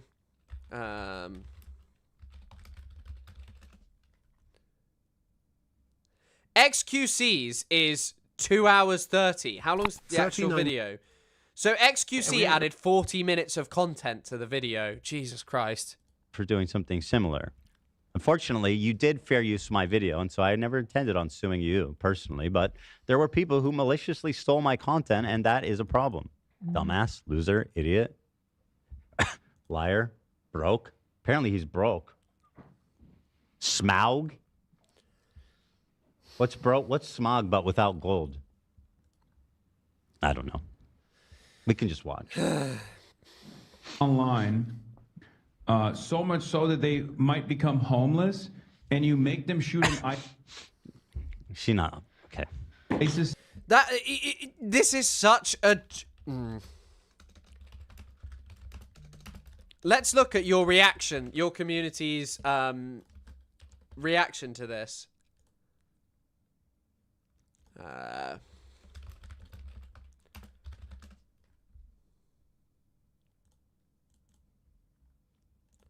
Okay, it's hard to find this by searching Generational Jet H3. Didn't Nick DeOreo literally just tweet Generational Debt?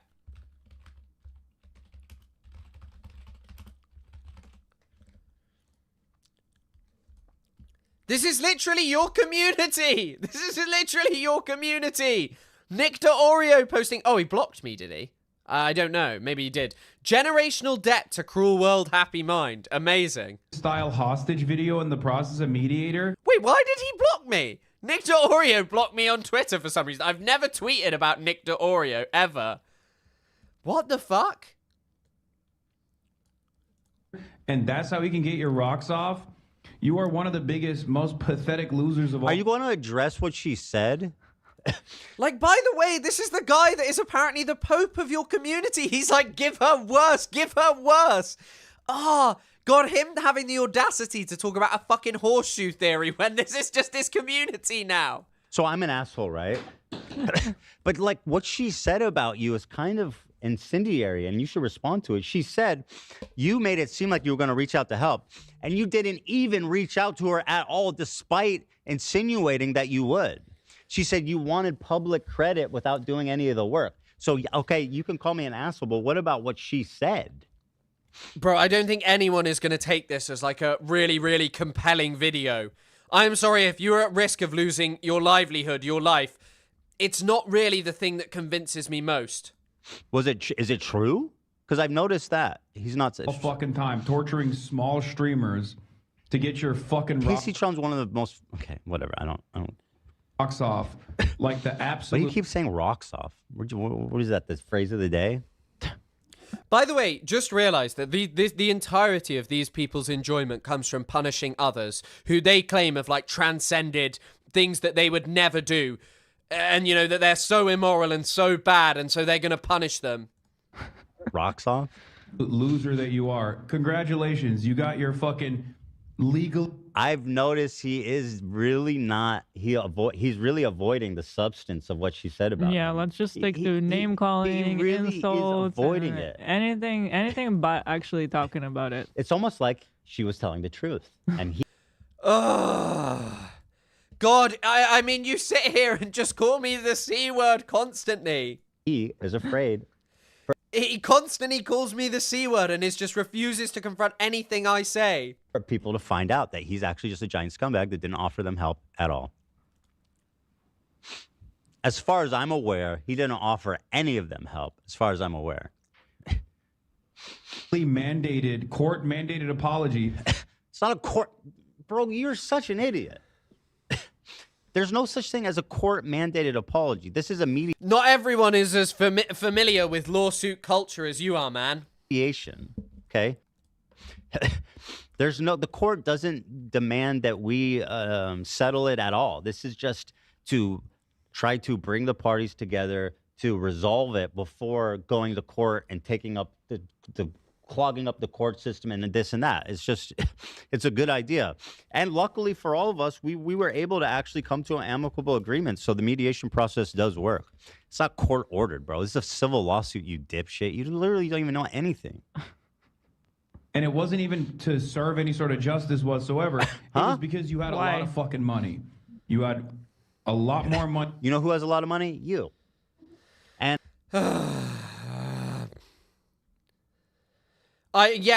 there can still be terms of the settlement they privately agree to. I don't know. I don't know. And I've noticed you're really avoiding the thing that she said, which is that you implied you would be helping her, and yet you did not even reach out to her. Please address that.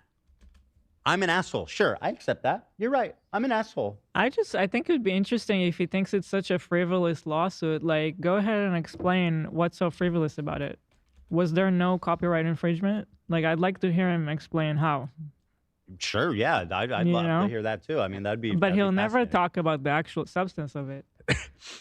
Not only that, she expressed in a very,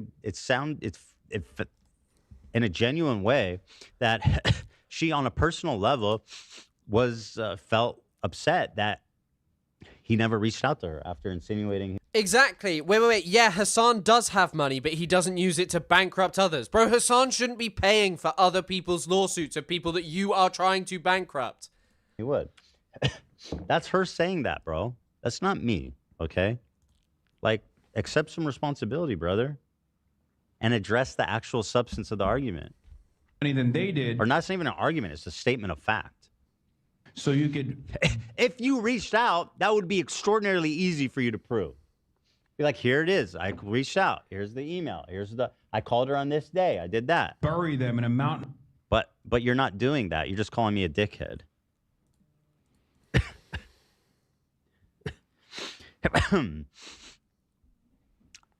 I cannot. You are a fucking dickhead. Not make her lie. No, that's ridiculous. And nor would I ask to, but no. There was no, that's ridiculous. Everything is engaged in good faith here. There's no lying. Everybody is honest and straightforward. And again, she said she would testify under oath. So, I mean, she's not lying. I mean, she's not. Enough paperwork. But like I said, he could prove it immediately if he reached out to her or any of the other two. Okay. It's almost like he could just show you the caller on Kaya when it was happening, right? He could have done. It's so easy to prove. Some things are so simple. He could have so easily proved that he didn't electrocute his dog in the.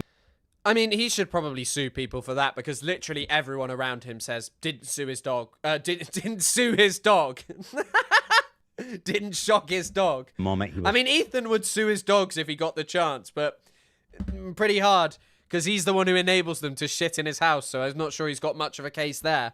Caught doing it. But he'll just change the story like 15 times maybe over like a month. Literally just like that is he literally blamed Israel. He blamed Israel. He blamed. He says, "I'm acting like Israel." I don't even know what the fuck that means. And then he goes, "Oh yeah, the shock dog thing is an Israel Zionist talking point. The fuck, bro? When is that going to stop working? Like, please, there has to be a limit to what you can blame on the Zionists. There has to be. It's also crazy, by the way. This is the kind of stuff that, like, that Princess Mantis idiot said in her video about me. Someone who has no understanding of what's going on in Palestine or the world or how Israel actually behaves, but, you know, thinks they have or has the audacity to talk like this. Because this is a very Israeli thing that he's doing. Just suing and using lawsuits to target people who are smaller than you and spoke out against your disgusting behavior. No, you're in the right, dude. Everybody knows that's what real winners do. And the reality of the matter is, yeah, by the way, Ethan is literally behaving like Israel. This is like what does that even mean? It's so funny as well. Like, this is literally a thing. There is literally an organization in the UK called UK Lawyers for Israel. All they do is just harass pro-Palestinian activists. That is like their job. It's the only thing they do.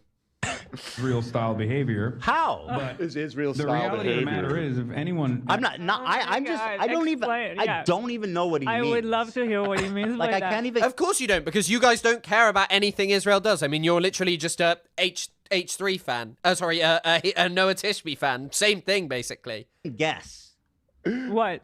Yeah, what? Jewish. You're acting like Jew. I mean, that's literally what it is. Jewish. Like Jewish, because Jewish. I mean, like if you're just talking behavior, like what does Israel do? Like they have money and make people say forced confessions about things that. I mean, Israel, yes, definitely does force confessions out of people, but unlike you, they get to use torture. Although I guess, you know, you kind of do financial torture to gratify your little weirdo fans, like Nick D'Orio.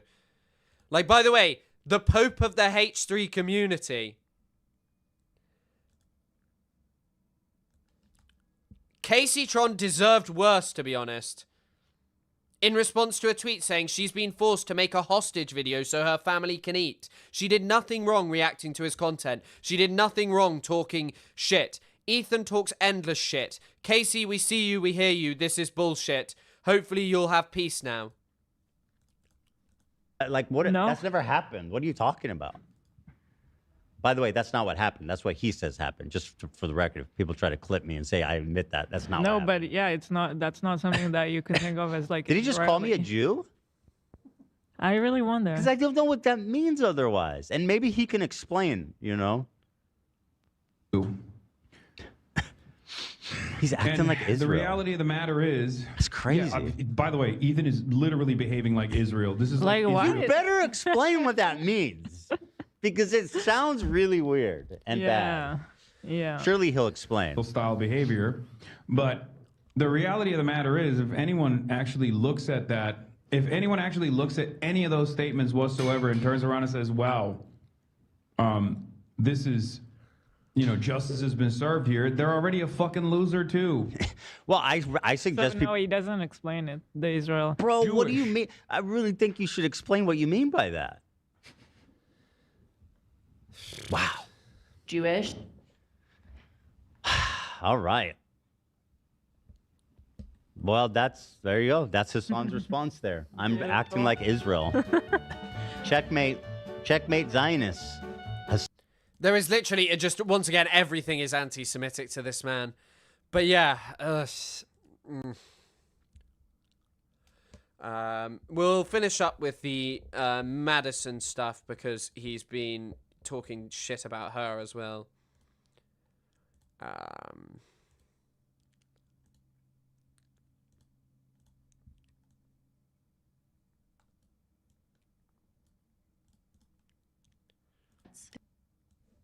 There's a study that says that 86% of those diagnosed with Tourette's will be diagnosed with a second psychiatric disorder during their lifetime. Nearly 58% will receive 2 or more such diagnoses, according to a study led by researchers from UC San Francisco and Massachusetts General Hospital.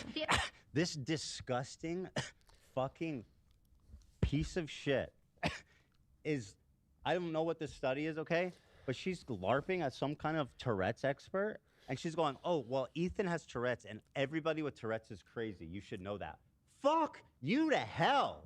I pray that your child doesn't suffer from anything like that because you're a fucking piece of shit. You are the biggest fucking, can I say it? Fuck you. Can I say it? Oh, Jesus Christ. Imagine I just had a Jewish person here and I was like, can I say anti-Semitic things? Or like a black person, like, can I say the N-word? I mean, Ethan didn't ask a black person whether he said he was going to say the N-word. Like, fuck you. Do you know what it's like to grow up with this shit? To have some dumb fucking you pig, you loser, you mean girl bully, to sit here and to weaponize that and talk. Calling her a pig is crazy as well. About how 80, and you're suggesting that, what is this? 86% of people with Tourette's they're all insane.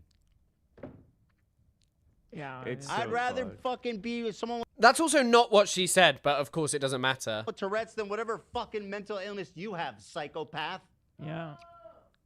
Clock it. What the hell is wrong with you? What made you think this is okay? By what authority are you putting this information out there? You disgusting, vile, fucking piece of shit. Go to hell. You and your wife are far worse and have done far worse things than Madison has ever done in her lifetime. But yeah. Spoken openly in public.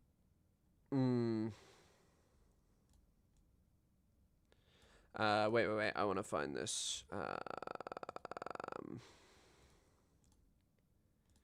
This is the craziest part as well. Yeah, and thank you for wishing us the best. In our cases, our continued pursuit of legal justice against Denims and Frogan, and the mods, the H3 mods, and I hate to say it, the majority report. I mean, these guys, there's just a crazy blind spot for it, and I mean, of all people, Kaceytron to be. He said he's going to sue the majority report, or that there's he also added the majority report there. That's probably a Freudian step. I didn't think it would be then, but The one speaking reason is incredible. So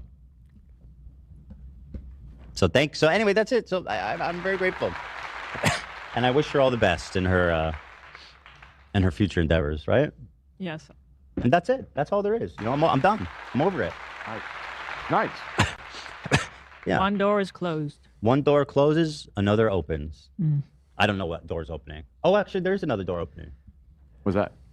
I'm not talking about it yet, Not but talking this about one. it yet. Oh, yeah. Yeah. One door closes, another opens. It never ends. Although I wish it would. Yeah. So I mean, there it is, right? So he said he's going to sue someone. He said he's going to sue someone and that there's more doors opening. But, it just doesn't surprise me. It's just like insane. It's just insane that this guy is apparently some nice, normal guy. Palestine and Palestine. Apparently Asmongold, so Asmongold is the only other person responding to this.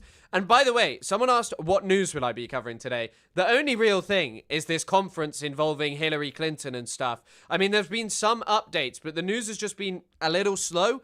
Like, I guess there's the Ukraine-Russia stuff where there's no settlement as of yet, but apart from saying, like, hey, loads of bodies have been thrown at the, like, this thing, and it's kind of reached this situation where it's really hard for Ukraine to agree to the terms that Trump is trying to force. Kind of hard, and it's not my area of expertise. And I guess I could talk about like Gaza ceasefire, but it's just the only stuff that's happened is just now. Attack on two people who deeply care about Palestine and Palestinian people. Oh, this is way too quiet. What the fuck are you talking about? I apologize for calling them cowards for not quitting their jobs. That was a shameful attack on two people who deeply care about Palestine and Palestinian people. AB, along with his wife Lena, have done more than I have ever done for the Palestinian people. Wait, I'm gonna have to watch this on another version because I don't even think you can hear that.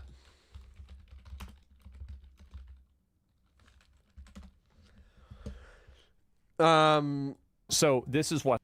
Hold on.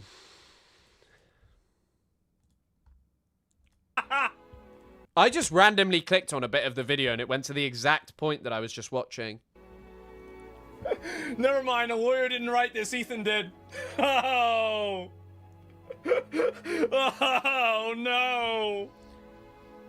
Wow, what's her chat saying? It's probably an emote only mode, right? Nay, nay, no, nay, no. They're crying, oh no. Yeah, you would have to take away his rat alarm clock. That'd be tough. Including raising over $100,000 in charity. That's a big amount of I money. recognize that they have actually made Palestinian lives better, and my online antagonism and trolling has not. Yep. I apologize. That's true.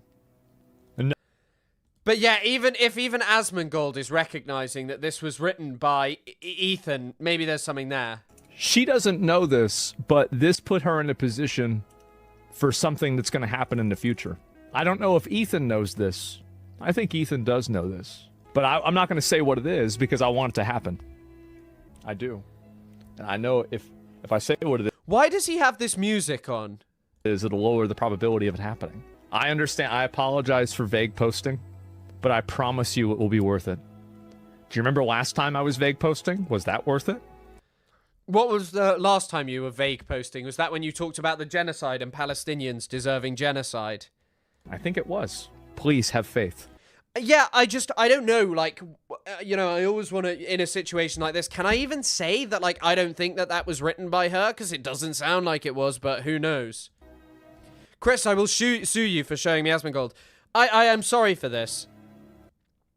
But yeah, I just want to be clear that this is, like, this is the fun that these people have, just suing people and battering them with their money and sending their horrible... You gotta play into it, man.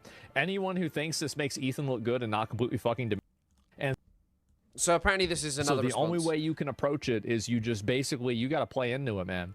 Anyone who thinks this makes Ethan look good and not completely fucking demented is a verifiable retard sociopath, or retarded sociopath.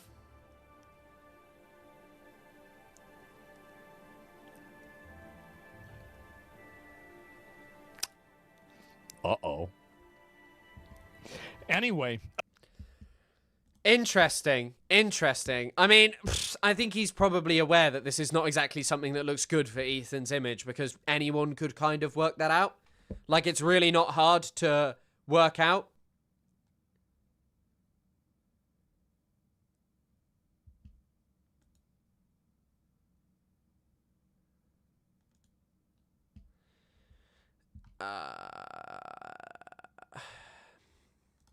But yeah. Also, Chris, a young photojournalist. I mentioned that yesterday. Someone sued Asmongold for his toothbrush, and now he can't brush his teeth. It's very tough. But yeah, this was Pisco's statement on it. Is that his name? Pisco? I don't know. Also, I had kind of mentioned debating Lonerbox today, and I got back to him quite, like, a little bit late, but he just didn't respond, so I don't know what's going on there. I know, he is live. I guess he didn't want to do it today, maybe because he could cover this as well, but who cares? Pesco? Pff, who fucking knows?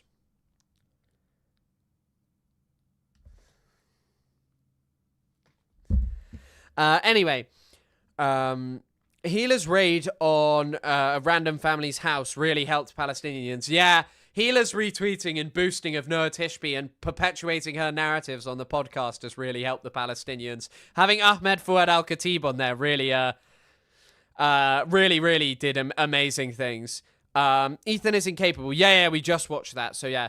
Alleged Ethan Klein settlement with Kaceytron further supports everything I've been saying. I'm aware that there is other litigation ongoing. That this case was never about protecting the React community from a potential lawsuit from Disney or Sony. Ethan's words, not mine. Nor was it about helping enforce a standard on the React community. Ethan's central framing, not mine. This case was never going to establish a precedent, legal or cultural, on the React community, other than what is already well known in American life. Those with resources are able to vindicate their property rights using courts. Okay? And there's nothing inherently wrong with someone protecting their IP, especially not in a strong case, which I've always maintained this was. What I take issue with has been specifically focused on... It is utterly ridiculous. Thank you very much, coffee lover. I will get some coffee. I'll get myself some pre-workout. And there's nothing inherently wrong with someone protecting their IP, especially not in a strong case, which I've always maintained this was. What I take issue with has been specifically focused on the pretense that the lawsuit is about something greater than that, than protecting property and punishing and humiliating the defendants for their transgressions, perceived or real, against Ethan. In his video, Ethan constructs a fake narrative about protecting the React community, presumably because, one, he is aware that trigger-happy litigation bros are not usually well received on YouTube, especially when it's the big guy going after the little guy. That's exactly, by the way, why he's going after Madison, because he knows that he is just able to, he knows that it'll appease, like, people like Nick to Oreo and stuff, that's the kind of stuff that his community want to see. Ethan didn't like to give the answer because I don't like them to the question of why them and not others. So we have... It is utterly ridiculous. Thanks. I actually had a Freddo not long ago, so I'm a big fan of a Freddo every now and again. So thanks for the £3. That's enough for multiple Freddos. Maybe 2 packs? I don't know. Depends whether they're on special offer. Depends whether I got my club card, actually. So we have to go through this absurd song and dance about stated intentional siphoning and malice and pretend that was what was going on here. Just for calling that out, the response was insane delusion and deflections. Disappointing, because this is unlike the stand that Ethan took when he was sued. It is utterly ridiculous. By Bold Guy, a case which was well worth defending and did produce a good precedent. And for those who question whether the intentional siphoning rationale distinguishes XQC and others, just look at what Ethan said about XQC's conduct here. He called it intentional siphoning too. It doesn't distinguish anything. We all know the real reason. Stop coping. Extra Freddos, I don't know what that is. It's like a chocolate bar with this little frog guy. It's very nice. And I get my caffeine out of tea because I really need to stop drinking like as much like high caffeinated things as I have previously. But yeah, here you have Ethan talking to XQC. Wait, you think it's crazy, dude? The fact that you're using the same title and the same thumbnail is so parasitic. It's so shady. You are only doing that to siphon off views and confuse people. There's no other reason for that. Why would you use the same exact title and the same exact thumbnail? Explain that to me. So are you more upset about the title or about the content of the video itself? Well, it's the intention, dude. It's all together. You're intentionally confusing people to click your video instead of his. I think it was also so obvious that this is very different from the context of which was done by, like, this guy may be a Destiny Orbiter or whatever. It's not the end of, it doesn't mean that he can't be right there. Like, I think that it is a horrible way to conduct yourself. I think the only thing that really is particularly annoying is sitting there and being like, actually, that it's like a normal thing for very rich people to be able to do this in court. It's just insane. Yeah, I mean, what even was XQC content nuke called? I drink G Fuel and eat burgers. G Fuel and Sneak Energy. There's not much better than that for me. I like my G Fuel the way I like my burgers. Lovely. What was I gonna search? XQC content nuke. Don't worry, this time he put in like a different H3H3 nukes Hassan. H3 is suing content thieves. XQC's reaction to the Hassan content nuke. At least he put a different title. 39 months, big boy. How about a welcome to the jungle? It is utterly ridiculous. Please kick anyone who says they like tea in chat. I like tea. 2 hours. Did the content nuke actually start with Oppenheimer? But yeah, thanks for the $2, but there'll be no kicking of tea enjoyers. But appreciate everything. The content, bro. Chat, I have to be honest with you, chat. Because if I were to nuke my own content, chat, I could make a 10-hour video Felix, about my own content, and I would be right about canceling myself on it. Every streamer, we stream so much, chat, you could cancel anybody. We're all fuckheads, one or the other. It's too much time on camera. I mean, that is kind of a reasonable way to start it off. Like, Hassan is constantly on camera and speaking perfectly about Israel and Palestine in a way that completely satisfies all of the people who, all of the people who like and agree with you, or, sorry, who of the bounds which is acceptable for fucking pro-Israel propagandists, it's nigh on impossible. Like, Ethan would have been upset about whatever he did, because it was always going to be this thing of focusing specifically on the violence of a group like the Houthis, like Hamas, like Hezbollah, but rather rather than ever dealing with the fact that Hassan spoke about something that was so incredibly important, which was using your platform to unequivocally condemn Israel and start trying to purport for a new, trying to push for a new solution. Nick just tweeted as well. So the marketplace of ideas is now just a market where you can just financially terrorize those who disagree with you. Cancel culture made real, where the rich bankrupt us into submission. I mean, yeah, I mean, he literally wanted to do it to Noah. He constantly threatened lawsuits against Noah, and All of those just boiled down to him saying he supported genocide because Ethan and his wife do support genocide. They support genocide in the Gaza Strip, undeniably. Like, that's what Ethan and his wife support. Hila has posted about how, you know, it's actually, she's been liking Noah Tishby tweets. She posted about how the Israeli bombers who went and blew the hell out of the Gaza Strip, but then went over to Iran were epic. Ethan said Iran are responsible for all of this. Fuck this guy. And yet he sat there and tried to sue these people because they didn't agree with him. I also like this tweet. IMO, the only goal of this lawsuit was public humiliation. It was never about defending copyright. He just wanted to make the people he disliked suffer and read a statement like they've got a gun to their head. It just seems cruel. The only part that I'm not like 100% in agreement with is this person misses out the core part that it is to say like a very misogynistic, racist audience that has been cultivated around Ethan Klein, who revel in human beings being sued and potentially losing their homes and losing their lives. This guy literally just wants generational debt inflicted on people. Like, it's not some, like, big secret. These are things that are openly said by people who are fans of Ethan Klein, who are now the popes of his community. You know?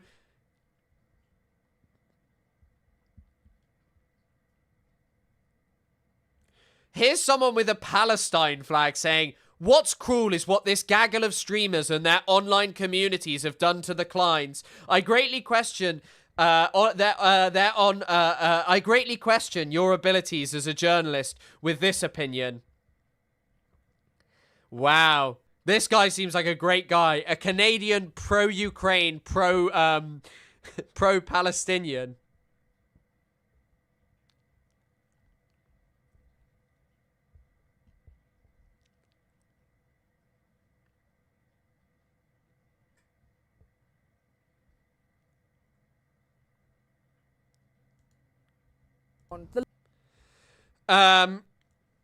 This guy seems like a great individual. No surprise he's a fan of the H3 podcast. That guy literally just saying the quiet part out loud. We sacrifice Palestinians, our fellow Americans, and American democracy for our own political power. They'll eventually again. Stein, Palestine, by it. Just to have a ceasefire. No one should be shocked by it. This guy's illiterate. He's never read a book about Palestine or maybe a book about anything. How did you vote in November? Stein. Why did you choose not to vote for Trump or Harris? If the Democrats would have won the White House, no one would have ever listened to us ever again. They would have said these people cry wolf, they'll eventually come around, or their votes don't mean anything. We couldn't let that be the case. He didn't say we sacrificed Palestinians. Just disgusting. But, like, I mean, it's just some fucking random account. Is Ethan really still posting about fucking Taylor Lorenz? Oh, my God. What's he posting? Most people think it is a gift, but it's a burden. Trisha and Moses will be featured in an Israeli reality show that begins airing tomorrow. Trisha's face will be blurred at her request. What?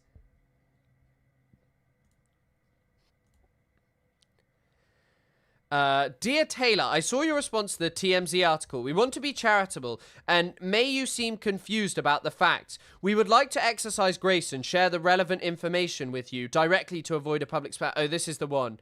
Oh, wait. There's actually more.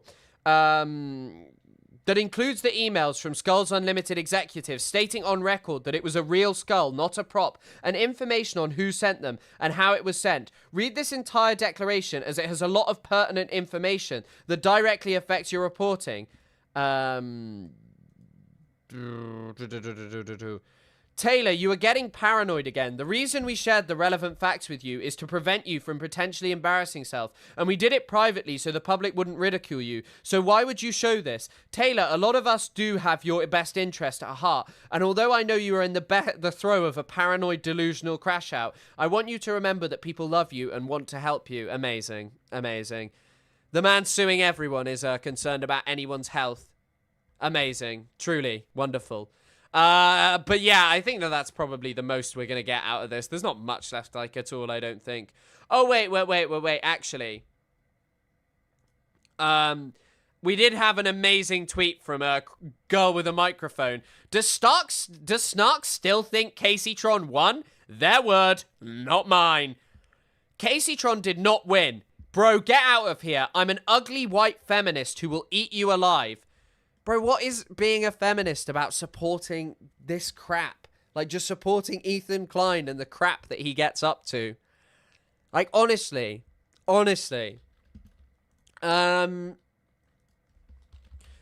News. I may not actually cover the conference, because I don't know if I want to do that tomorrow, because there's a lot of shit in there. I guess we could just watch the Hillary Clinton one for now. But yeah, this lady is just... Oh, God. Maybe we should cover the conference. Student. Actually, you know what? I'll read chat for a little bit and see what you guys are saying. She doesn't see the cognitive dissonance.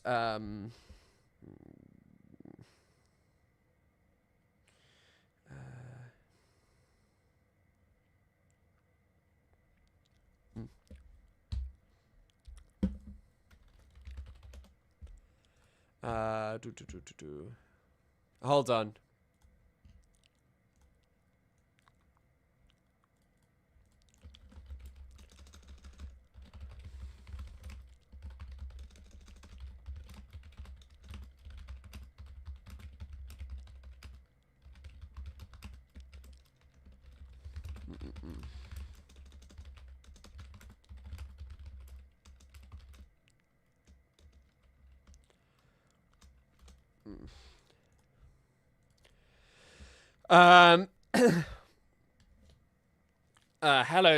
Hello, Sophie. Hello. It's wild legal mindset has a career bro, is a sex pest, pedo. I can't confirm any of those things. But yeah, I mean, he has posted some very weird videos about what he's getting up to over in Thailand and encouraging people to be passport bros. Oh, actually, you know what? Maybe the Piers Morgan thing is something that we could watch. Piers Morgan Jubilee. How long is that? Although, no, Jubilee nuked my video last time, so I don't know. Can I do that?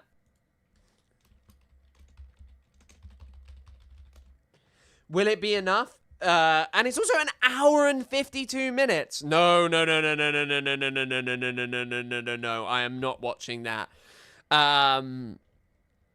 I promise you, if you ask Girl with a Microphone one book she's read on feminism, she wouldn't be able to name one unless she counts Hillary Clinton. I just don't think she cares about anything. Apparently she's a journalist, but I don't know. Can't watch Jubilee. Well, I've seen other people watch Jubilee, but it just seems whenever I watch Jubilee that I'm not allowed to. I don't know why. It's probably because I don't have like enough of like a thing to like do around it. I don't know. Yeah, I don't know.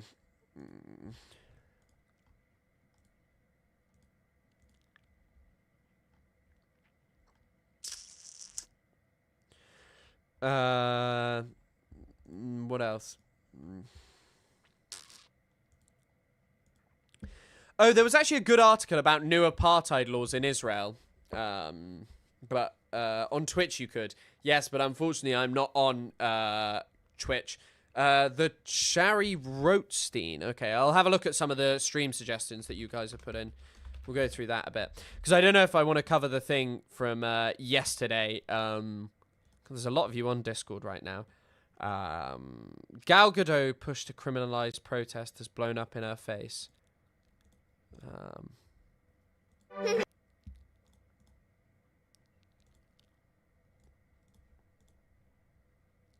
Imagine trying to haul 8 anti-genocide activists into court using a Thatcher-era anti-union. Okay, I guess this might be interesting. We'll have a look at this. Gal Gadot. Law. I'm watching the whole thing collapse before you could squeeze out a single Hollywood tear. That's what's happened here. And it tells you everything you need to know about the state of policing, the state of politics, and the state of the actress at the centre of it. Gal Gadot, who has spent years defending Israeli violence and then acted surprised. Possibly the best performance she's ever put. I like this guy's accent. On, when protests followed her onto a London film set. The police reached for Section 241, the picket line law, as if chanting on a pavement were the same as blocking a factory gate, and the case disintegrated the moment the judge looked at it. So the activists walked out vindicated, the law snapped back into place, and the only thing left standing was the embarrassment of everyone who thought they could criminalise protest to protect a celebrity mouthpiece for a state accused of genocide. No, this is not just like an English accent. This is a Cornish accent. That's what Kerno is, Cornwall. Right, so the first thing you say about this case is a thing the state hoped nobody would say out loud.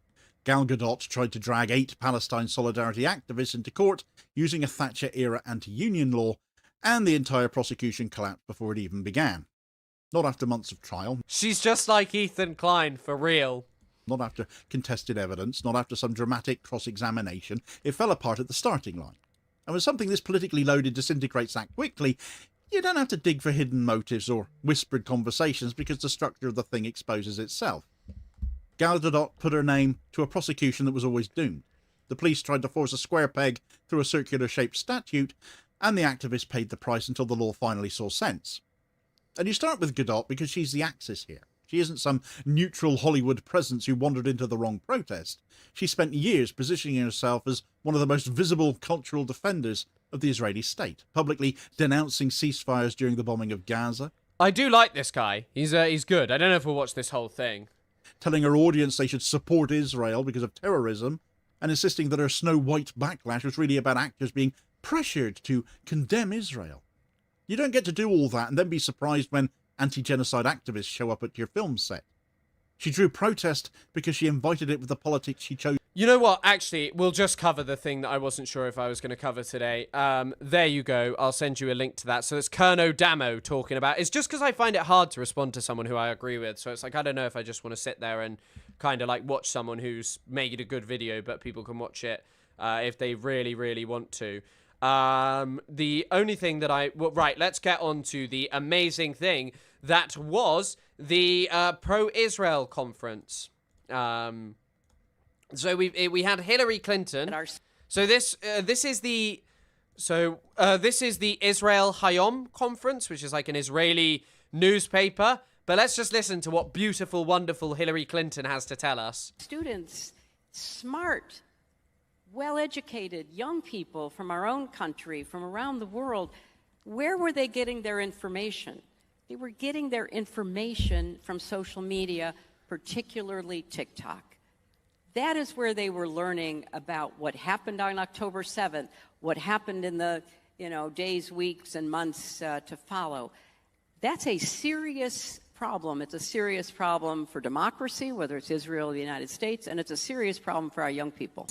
It's also really funny because wasn't the internet in part sold as like the democratization of information? And she's very upset that, there was a small amount of democratization close to October the 7th, basically. And it was frankly shocking to me how little the students we were encountering, not only in this class we teach, which is a very large class, international relations about crisis decision making, but students more generally. And that's why I mentioned the social media. She's teaching them how to bomb Libya. That's the crisis decision piece of it. Because when you would try to talk to them to engage in some kind of reasonable discussion, it was very difficult because they did not know history. They had very little context. And what they were being told on social media was not just one-sided, it was pure propaganda. And so when you think about how to tell Israel's story, and it's important... We need to tell Israel's story. Basically, I mean, also, by the way, it's so funny that the one-sided thing that she's upset about is that Israel's story is not being told. It's not just looking internally, it's looking externally, and particularly looking at young people, because, it's not just the usual suspects. It is a lot of young Jewish Americans who don't know the history.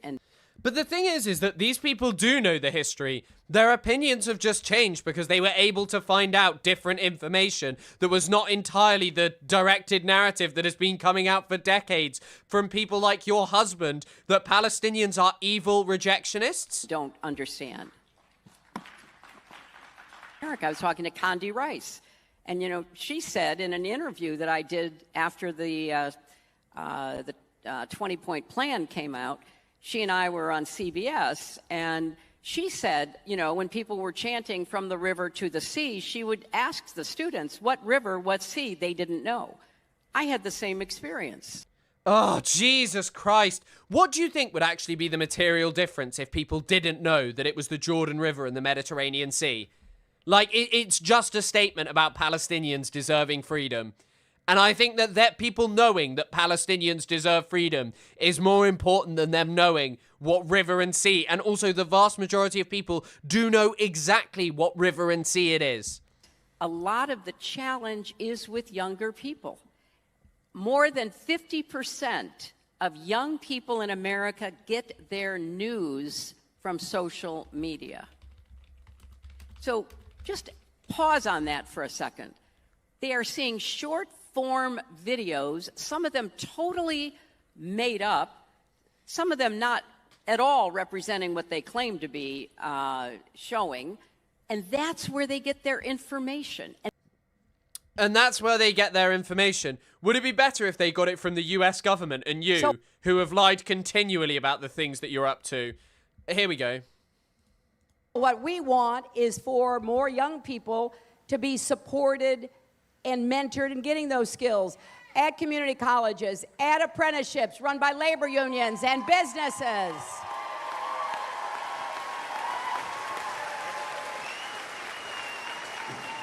Because we're going to have a lot of jobs from building infrastructure to coding, creating new apps. I don't know who created Pokemon Go, but I'm trying to figure out how we get them to have Pokemon go to the polls. God, it's amazing how many people loved it. And also just this woman here, like down here, who's just like sat here smiling, just like, no, perplexed by it. And this old guy who's got no idea what's going on. He loves it, this bloke here. This was the moment at which they lost it. This was the moment at which they lost it. Why am I getting recommended?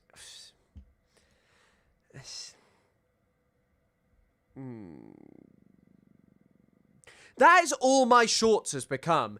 And it must just be because I end up watching them. But all my shorts has become is just Big Bang Theory shorts now. And Loner Box shorts, actually. My shorts right now are just Loner Box. And then Rich Lux beefs with Dan Swerdlove, which is pretty obvious. But fucking hell. I feel like the shorts algorithm is just amazing. Because it's either Minecraft shorts or things like that.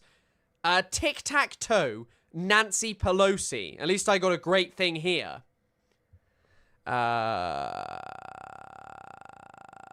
Americans have PTSD from that campaign. No, I don't think they do. I don't think they do have PTSD. What people have PTSD from is that the world became political after her. Like, it just, everything became much more politicized. Rip your recommended. I mean, it's not as bad as TikTok. On TikTok, you watch one video, and then your entire For You page is just that. Like, I wonder what my For You page on TikTok even is. Oh, it's just videos of The Sopranos, and then some people, the Australia effect. Actually, you know what the other ones I get constantly are, and I'm constantly recommended about, are like summaries of Simpsons episodes that don't make sense. I don't know if any of you get recommended these. Like constantly, it's like, here's a thing that happens in The Simpsons. Yeah, you know what? She has actually got a point. This is the problem. This is the problem. Young people are being forced to watch the Big Bang Theory shorts. We lost her when she kept hot sauce in her bag. What? Yeah, even I get Dexter shorts all the time.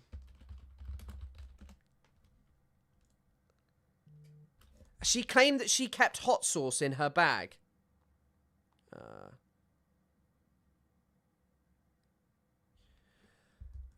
Hot sauce in her bag, like Beyonce. Amazing things are happening.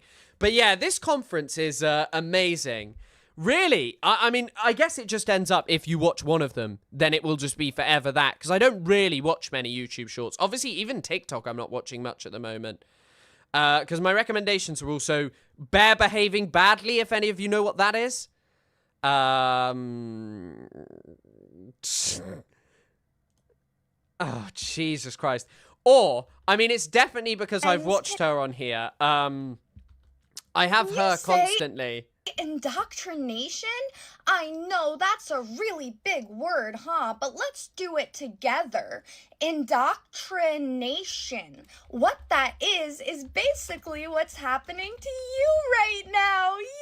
Yay! Because I've established myself as a credible Name a player who's figure been in the kids' entertainment industry, and now I'm pushing my political agenda onto you. Yay! Isn't that so fun? Isn't it fun to do things like learn about socialism? Not for me, of course. I'm a multimillionaire and I want to keep my I money. cannot watch this. It's just, she's not even the worst. You know who is the worst? It's fucking Jewish Jess. Jewish Jess is god awful. There are reports.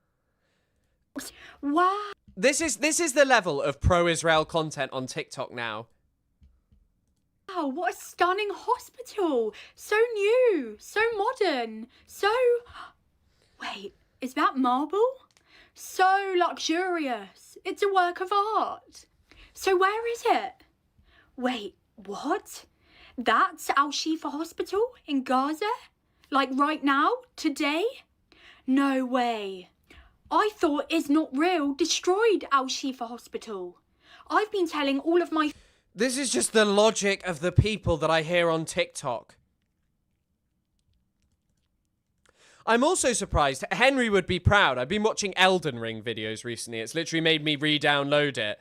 British women seem insufferable. There are many nice British women. Jewish Jess is just not one of them. She is just a horrible, mean, wicked person who is incredibly cruel and makes her money and makes her name off mocking Palestinians dying.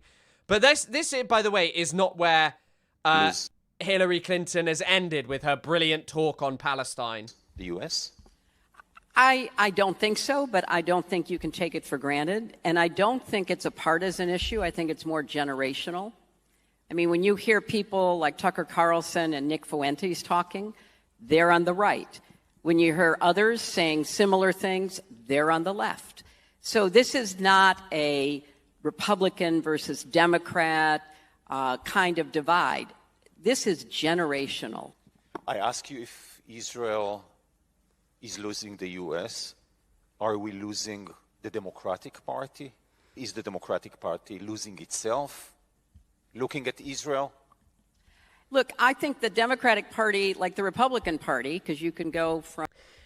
Basically, what she's saying is that she just doesn't like anyone talking badly about Israel. Drawing this false equivalence between the two is so insane. From obviously President Trump to people that are associated with the Republican Party. I mentioned two of them, Tucker Carlson and Nick Fuentes. That's a pretty wide range. I think similarly in the Democratic Party, you have a comparable range.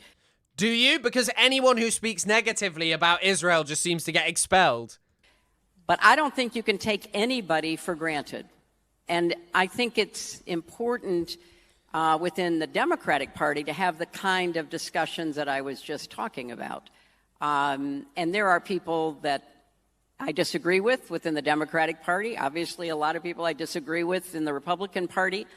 But we can all agree that lying for Israel and doing everything in your power to big up Israel is the most important thing that you should be doing in life. I don't know if I'm pronouncing it wrong. She's saying Fuentes. And he is a brilliant character in Star Wars, Nicky Fuentes. But we have to do a better job of talking through the importance of supporting Israel and Israel's security in a way that crosses generations. Yeah, this isn't happening. All of these conferences are so odd. Like, why we have seen so many of these in a row, where it's just like a bizarre, eclectic mix of people. Of course, yeah, they're like pro-Israel, which is like obviously a big part of it. But the thing is that like, why are they just saying this stuff? It's almost just like people across the political spectrum who are pro-Israel reacting to this like traumatic event that it will never be the same to talk about Israel. Fuentes. Yeah, that it'll never be the same to talk about and support Israel. That's like just the main problem. And all of these people are having this terrified, clamoring reaction to it of trying to work out how to claw back the support. And their amazing thing is just like call everyone an anti-Semite and invite really weird Jewish like billionaires there who are saying incredibly odd stuff. It is our responsibility at the Department of Justice, and specifically in my role, to fight anti-Semitism wherever we find it. And this administration has a zero-tolerance policy towards anti-Semitism in our schools, in our streets, around our houses of worship, and in our cities where we're seeing it proliferate. And so the president really has kicked off that effort on the universities, making it a signature effort of his first year of his administration. And it was my privilege to sit across the table from the Columbia University president and lawyers and negotiate that settlement. Yes, only anti-Semitism. They have a zero-tolerance policy to anti-Semitism, but a very open policy towards, I don't know, any other form of racism, because they can't use it to shut down speech and criticism of one of the most difficult and sore points for the Republican Party and the Democratic Party and generally just the establishment, which is the open opposition that has grown to Israel. As well as several others, including one with Northwestern University that was concluded on Friday. And so it's a tremendous ongoing effort. And as I heard Ambassador Lauder say, we absolutely are seeing this in the schools, K through 12 as well. So I think you're going to see a renewed focus on that side as well. Everyone will love Israel. Everyone will love Israel. The children. We must make the children love Israel. Again, anti-Semitism, but coming from the extreme right. Now, I don't know if you have legal actions you can take, but for example, we see Tucker Carlson interviewing a declared neo-Nazi, Nick Fuentes. Is there anything the administration can do to stop that really horrible developments? In addition to being a lawyer for civil rights, that includes the First Amendment. And I have also been a journalist myself before I became a lawyer. And I think that what I would say about this is what we say in First Amendment world is the antidote to speech that you don't like is more speech. Amazing, amazing. Loads of people pointed this out. Loads of people made this point. When it comes to people doing activism on campuses who are not anti-Semitic, who are not deniers of the extermination of Jewish people in Europe, they need to be shut down. But in the case of, you know, Nick Fuentes, you can just do more speech. It isn't shutting down speech. And so... But in the case of left-wing speech, it is shutting it down. It's incredible. Like, Nick, he's an active Holocaust denier. I don't agree with a single word that Nick Fuentes says or has to say, and the decision of whether or not to platform that person is one for my friend and former client, Tucker Carlson. But we have a free country still. Nothing is guaranteed. So forever, it is always one generation away from being lost. And thanks to Elon Musk acquiring Twitter, we have a free platform in America on X. And so the beauty of our country is that you can drown out negative views and viewpoints by simply speaking more. Wow. So you're not allowed to speak about Palestine on campuses, but when it comes to Nick, it's okay. Let's have a look at the mixture of people here. Eric Adams, Guy Gilboa, a former hostage, Eviatar David, Mike Waltz, David Freeman, Adam Bowler, Rabbi Dr. Ari Berman, John Fetterman, because of course, Michael Eisenberg, Mitch Silk, Professor Uriel Reichman, Sylvan Adams, Adam Neumann, Yoel Zilberman. Like, it's just such an eclectic mix of people who are gonna do nothing to do anything. Mother of fallen IOF officer. God. Like, how do these people genuinely think that this is going to fix Israel's image? Just inviting, like, these weird ghouls up. I mean, Miriam Adelson, of course. I think Miriam Adelson is like... Thank you she's doing amazing things. very much for coming. She looks crazy. And Shalom, Shalom New York. Is the Shalom the right say in New York? Shalom? Ambassador So she is the publisher of Israel Hayom, so this is her event. Waltz, Rabbi Berman, is it still kosher to say that in the Big Apple? I hope it is. Shalom is internal and universal. It is the peace that we wish upon others when we meet or part ways. God. Just like coming it's Ozzy Osbourne. Yeah, Ozzy Osbourne's back from the dead to do pro-Israel propaganda. Not just Sharon this time, to complain about kneecap. It is the peace that the Jewish people and the state of Israel have always pursued for the good of the entire world. You are literally like an advocate of huge land theft from Palestinians.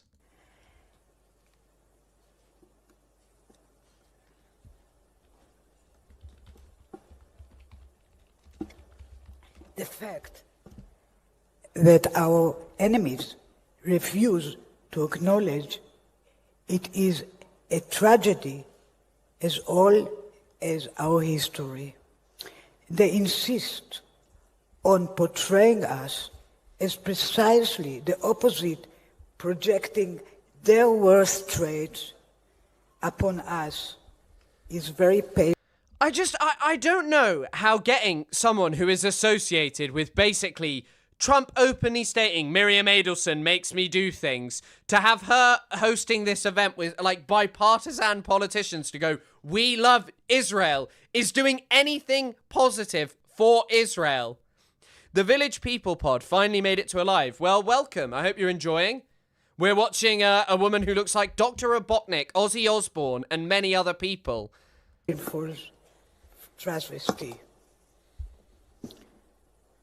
From Pharaoh to Spanish Inquisition, from pogroms to the Nazi concentration camp, we have survived the worst of them.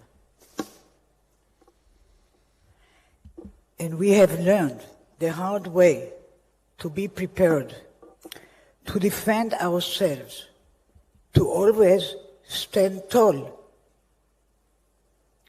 to draw support through strength and not through sympathy. She looked fire with dreads. I feel like that's some brilliant analysis. She's just like, who is this for? But there was someone made a great point that was like, how that lady is like, we have cracked down on hate against Jewish people. It's so unacceptable. And Trump just says this. This is also, by the way, why it feels really difficult to pretend and to act as if anti-Semitism is this bigotry that is far more important than others, when this is what the most powerful man in the world is saying. Understanding, and you're going to look at that, Scott. I hear they ripped off Somalians, ripped off that state for billions of dollars, billions. Every year, billions of dollars, and they contribute nothing. The welfare is like 88%. They contribute nothing. I don't want them in our country, I'll be honest with you, okay? Somebody would say, oh, that's not politically correct. I don't care. I don't want them in our country. Their country's no good for a reason. Their country stinks, and we don't want them in our country. I could say that about other countries, too. I can say it about other countries too. We don't want them to hell. We have to rebuild our country. You know, our country's at a tipping point. We could go bad. We're at a tipping point. I don't know if people mind me saying that, but I'm saying it. We could go one way or the other, and we're going to go the wrong way if we keep taking in garbage into our country. Ilhan Omar is garbage. She's garbage. Her friends are garbage. These aren't people that work. These aren't people that say, let's go, come on, let's make this place great. These are people that... Just the fact that the American president is referring to other human beings as garbage, talking about remigration and all of these things. And by the way, it's like, just sitting here and thinking about it, Kamala Harris wouldn't have openly said this kind of stuff, but she wouldn't have done anything to stop it. It would have just been a few more years before another Donald Trump, perhaps someone more competent, came to power because nothing was done to stop this. No significant stand was taken against them. We could go bad. Yeah. And of course, America has interfered with Somalia. It is ridiculous. But the thing is about like anti-Semitism, about all of these things. Do you not think that like Orientalist racism is far more troubling? Because right now they are talking about tearing up the lives of 30 million people in Venezuela. Like they openly just talk about it. And people are a bit upset because they issued orders about kill, kill, kill. And oh no, American soldiers might have to go over there. But, like, realistically, we literally looked at that guy yesterday who was saying how, oh, we tried to do a coup when Trump was previously in power and it failed in Venezuela. But, yeah. Do nothing but complain. They complain. And from where they came from, they got nothing. But the problem is Trump is the best left-wing organizer we've ever had. Maybe in some ways, but also I find like there's kind of this problem of like it was kind of memed a bit, but at the same time, there was this other aspect to it of people kind of going, well, I want Biden because then everything's back to normal. For many people, a state in which huge amounts of people are suffering in poverty inside America, huge amounts of people are suffering globally as a result of the actions of America and are being killed. That is an acceptable state to most people. So maybe in some ways he's like, you know, pushing people to the left, but also simultaneously he kind of just pushes this never-ending cycle of American and British politics of just get the bad guy out and then everything will be fine. And sometimes the bad guy wins twice and things are really bad for two terms, and then the good guy gets in for a short period and oh no, he's shit, and the bad guy comes back in, and then they're even worse than the previous bad guy, and then some new guy comes in who's slightly better than the worst of the guys but doesn't really materially make major changes, and so the cycle just goes on and on forever. And by the way, this Congress also has Ron Lauder in it. Now, Ron Lauder is a guy who was close with Epstein, but yeah. Clear as I can be. When someone chants from the river to the sea, they are calling for the elimination of the Jewish state. When people have no right to safety, no right to sovereignty, no right to exist, history tells us exactly what happens. We've been there before, and within my lifetime. And when people chant globalized intifada, they're really saying, let's kill Jews everywhere. Amazing. This is really something that has to be pushed back on, because that is absolutely not what it is. The intifadas, both of them, were predominantly, the vast majority of people who participated in them was via non-violent resistance. But once again, like this is a conference. John Fetterman, Hillary Clinton, Ron Lauder, a Jeffrey Epstein associate. Like, what is this? But you ever think that in Western democracies, and right here in the United States of America, politicians would be elected by attacking Jews, by glorifying violence against Jews, by making no excuse for it, by building entire campaigns around a single foreign policy issue? Oh my God. This has literally been American politics for so long. People running on singular foreign policy issues.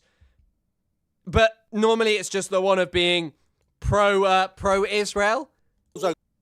This is his other statement, which is amazing. Ground zero for this renewed hatred. There is a major crisis in our education system. We have to admit it. It's not just in colleges and universities. Now it's K through 12. where children are brainwashed to hate Israel. The largest teachers union in this country, the National Education Association, has put out maps with Israel completely erased.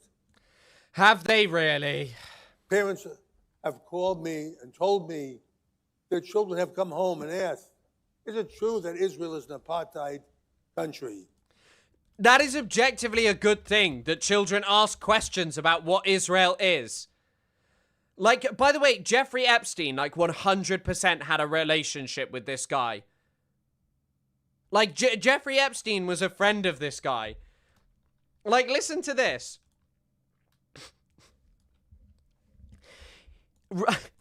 Cosmetics heir Ronald Lauder's attempts to become a freelance diplomat. He just left my house when you arrived. He is the key for you. I understand Dubai. Dubai, Ronald Lauder, and Epstein all in one conversation, and now he's hosting this. I just don't get it. I don't get who this is for and who this is actually gonna, like, convince to think differently about the state of Israel. You know what I mean? We must expose every renegade teacher and their unions. We must expect moral courage from our public officials, not excuses. We've seen this moral before with names like Fetterman, Stefanik, Rubio, and President Trump. We have real heroes there. Let us now tell them to go ahead and fight. It's also really funny because in all of these clips, no one is really clapping. And by the way, the person who said the R is trippy. It's really strange. I don't know why they've done that. Secondly, we must rebuild education around truth, not slogans and lies. Third, we will have to reinvent how we teach the history of the Jewish people because it is not working. Too many young people have never heard of the Holocaust. The World Jewish Congress has produced some excellent films that explain what happened, and we want to show them in classes everywhere. Last week, I was in Poland, and I showed the film, Auschwitz Did Not Fall from the Sky, educators and politicians. The reaction was powerful, and this will be shown in classrooms all around the country in Poland on January 27th, the anniversary of the liberation of Auschwitz. And if we don't tell our story, others will rewrite it. Now is the time that we have to do this. By the way, this film I'm going to show to the Department of Education. I want it shown in all schools for kids 12 to 17 in the schools. And when you see this film, it is so convincing. If you convince the Polish people, you can convince anybody. The Polish are notoriously very hard to convince. That's classic Polish people.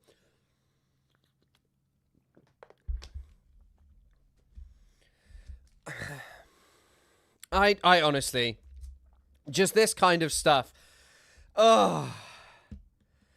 Just this kind of stuff and like thinking that this is going to be the thing that provokes major change in people's understanding of Israel. I don't think it will, because the vast majority of people who are against Israel have heard about the Holocaust and are against...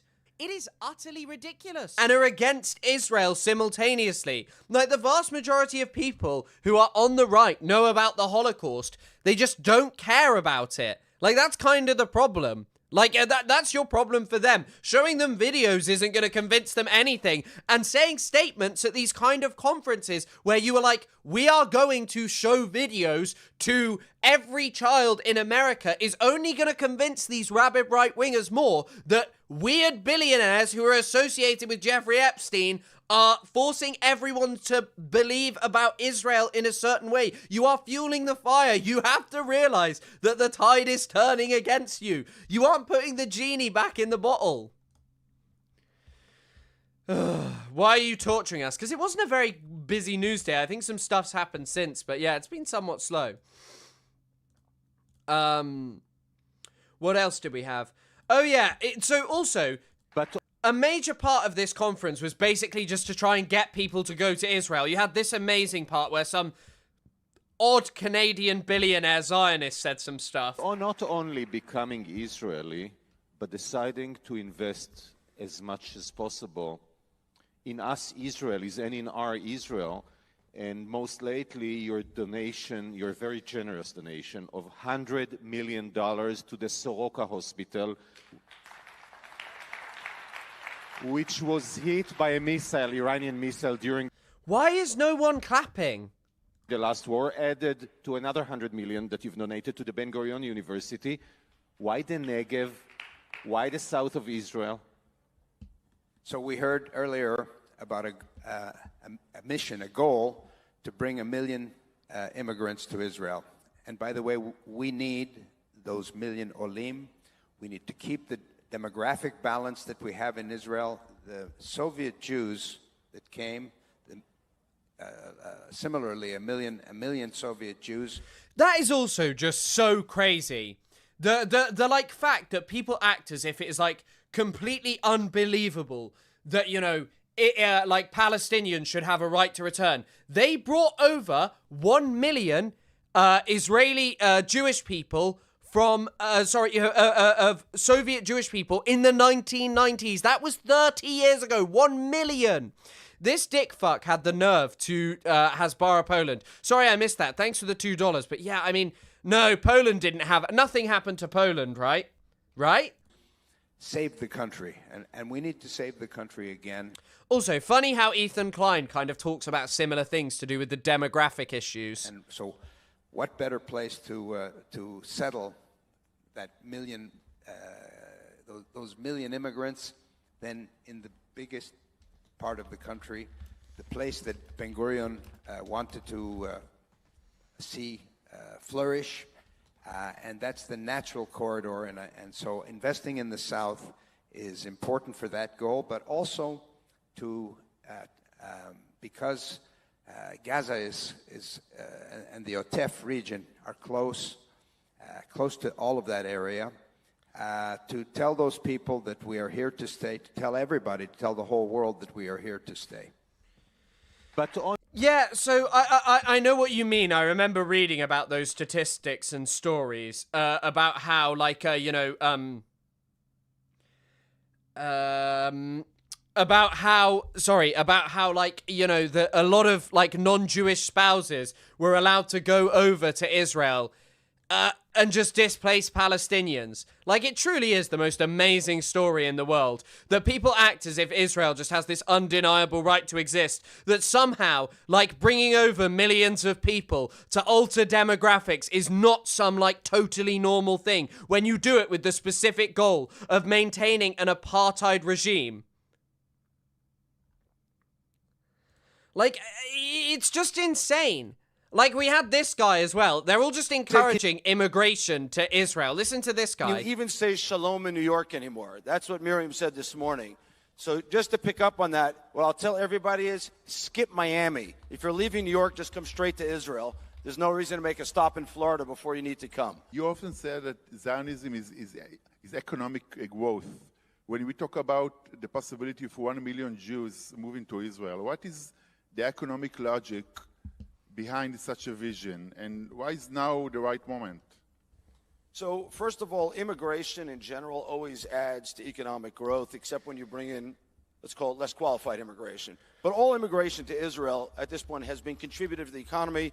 There's just a study about the billions of dollars that Olim, particularly from North America and Western Europe, have brought to Israel. And I don't remember the numbers off the top of my head, but they're large.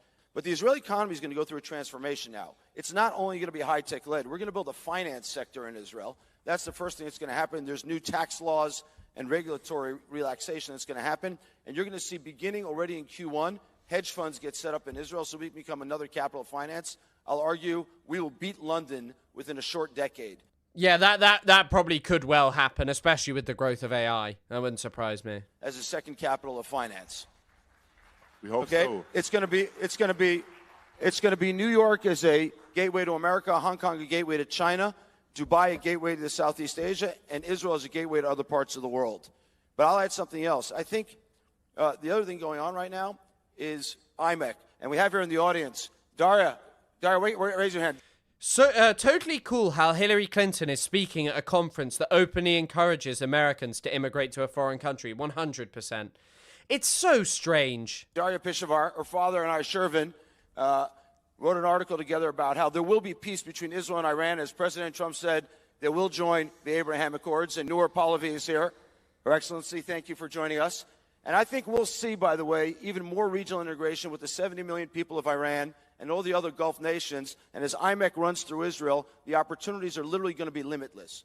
Oh, this is the thing that Isaac was talking about in the No Politic Here podcast that I would really recommend that you check out. And so we will, over the next decade, build this trillion-dollar economy. And you can decide. You can stay here in New York in a declining empire, or you can come to Israel, which is part of the rising middle of the world, which is moving south and east. That's what I encourage you to do. It's just really odd. Like, why do these conferences keep happening? Were they... I don't think I saw as much of them previously. Ugh.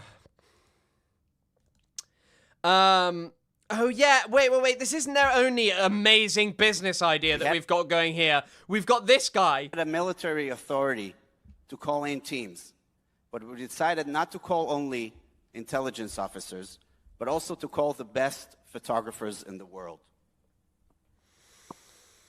We ordered them to capture the surroundings in VR technology. VR 360 is the technology of the future. We wanted people 100 years from now, long after we will be gone, to be able to come and witness and feel like they were almost there. They're gonna add. They're selling October the 7th VR, so people in 100,000 years can come and experience October the 7th, whilst they have whilst their Neuralink doesn't let them think about the Gaza Strip. But also, by the way, like at a certain point, like you have to realize this is just insanity. But I hope that they add the Charlie Kirk mod, where you can experience being assassinated as Charlie Kirk, so you know that it is totally. So that you know it is totally unacceptable to ever speak negatively about our Charlie. Just like the struggle to remember the Holocaust, we needed ammunition, not only for the battlefield that is in front of us, but also for the battlefield that is ahead of us. They started working, stepping into the room, and boy, they did it. In 5 days, they have created 10 VR short movies. Also, by the way, once again, just adding to this constant point of what I'm saying, how do they think that making people watch October the 7th VR is actually going to change their opinions about Palestine? I guess their aim is to target the apolitical much heavier, but even then, I just don't see it working, because most people will be like, hang on, there was mass slaughter in Gaza. Like, what are you talking about? 3 minutes each of different families from the Otef that were massacred in the October 7th massacre. VR that takes you back to the same moment when it all happened. Once we held this material in our hands, we knew that we were holding something really strong. In Israel, we approached the Prime Minister in only 24 hours. Netanyahu, I bet, was loving this. Netanyahu's got his gamer headset on. Wow. Is that Tomer Bar? No. Prime Minister, President, cabinet members, the IDF spokesman, even Herzi Halevi, and told them that they have a new weapon in their arsenal. One that they can use for every VIP who is going to come and visit Israel. After 2 years of running around... One day your Oculus Rift is going to come with this, guaranteed, and you can't get it off. And before you're allowed to play your hour of Fortnite on the Oculus Rift, you have to watch this. You have to watch the October the 7th moment before you can go on, before you can go on it. Do they think that we're pro-Palestine because we experienced the Nakba in VR? Exactly, yeah, that's the only reason. These people just live in fantasy worlds of making up shit to steal government's money. Around the world with this VR, showing it to VIPs in Israel and around the world. It worked really effectively on the Israelis, the people who already believe all of this. The cum retrieval unit thing will not be in the game. That will not be in the game. That's a DLC, mate. That's £100 DLC. I'm already working on that one in my personal life. You have to sign a pledge of loyalty to the state of Israel to play your Fortnite. Yes, and you also have to listen to We Are Charlie Kirk before you play as well. We've realized something, but you didn't. And yeah, like the U2 album that everyone has to have. Trevor Terror, Toe Sales. Before. The conversion rate of this VR is something like we haven't seen before. It doesn't matter what you thought about October 7th, what you thought about Israel before you watch this VR. Once you put it on, you go back to the moment and the same feeling that we all had on October 7th. We have created a headset which gives people PTSD, and it works really well. On the only people we've tested it on, people who already believe this kind of stuff. But yeah, like, all of these people must think that you are so stupid if they genuinely think that this is changing your opinions around Palestine. That's all I'm saying. This will have a high conversion rate, you know? Like, oh, God. And then you have this guy. Look, by the way, this is a crazy video. I don't know what is wrong with this guy. Arabs and the Jew haters have made tremendous inroads on campuses and around the country and around the world by promoting propaganda lies against Israel, incredible lies. I speak on campuses all over the country. I speak in synagogues and other places. They think Israel stole the land, murdered their babies, don't give the Arabs any rights. That is exactly what they're doing, but you probably just advocate for more of that. It doesn't matter to tell them we have Nobel Prize winners and we've done great work with energy and oil and gas. That doesn't matter. What matters is we've got to demonize the demons who are lying about Israel. We've got to demonize the demons who are lying about Israel. Right, yeah, we've got to demonize the demonic Arabs. This is really working, guys. And I don't know what the sound is. I don't know what's wrong with him. It's probably some kind of illness thing to do with him being old. I'm not sure. We have to, first of all, show the students who are shocked when I show them this map. This is the...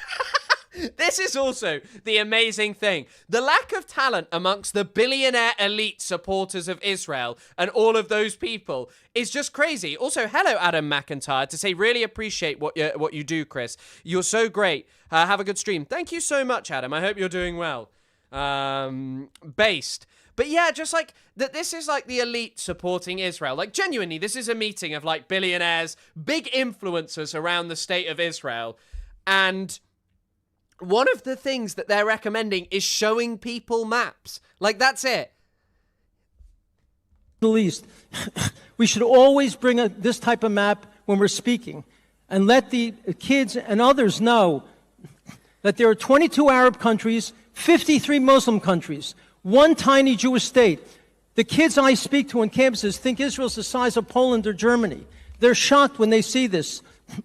I don't know why Israeli officials, Jewish leaders, rabbis, don't promote this kind of truth and promote the truth that Israel is the indigenous people. We have to promote this. We have to make it clear that not only in the Bible, yes, not only in the Bible did God give us this land for those who believe in the Bible, but even under international law, the Balfour Declaration, the San Remo Declaration, UN Article 80, UN Resolution 181, gave this land under international law to Israel. In fact, Article 80, and no one knows this, we should say this, says that no part of this land that was given to Israel under international law is allowed to be given to a non-Jewish entity without Israel's permission. So you're going... Wow, this is amazing.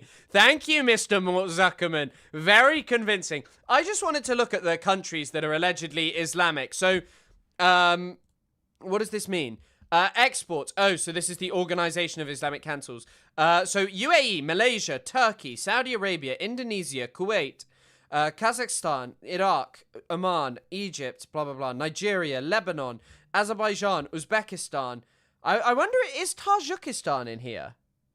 Tajikistan is just like, what does it actually mean to be an Islamic country? Because Tajikistan is probably more repressive in the UK than when it comes to, like, you know, Islam. Like, genuinely, Tajikistan is quite repressive when it comes to Islam. Like, these countries that are Islamic, it's a pretty bizarre distinction. Like, the UAE is kind of like you can do whatever Islam you want in private, but no, it's not like a public political thing, really. Turkey, okay. Malaysia, definitely. Saudi Arabia, yes. Indonesia, yes. Iran, yes. Kuwait, Qatar, Kazakhstan. I mean, Kazakhstan I don't know enough about. But it's such a just, like, strange thing to say, like, Islamic countries. Egypt is governed by a secular dictator who is fine with Israel, you know. And that, like, these... It's also... I just want to say...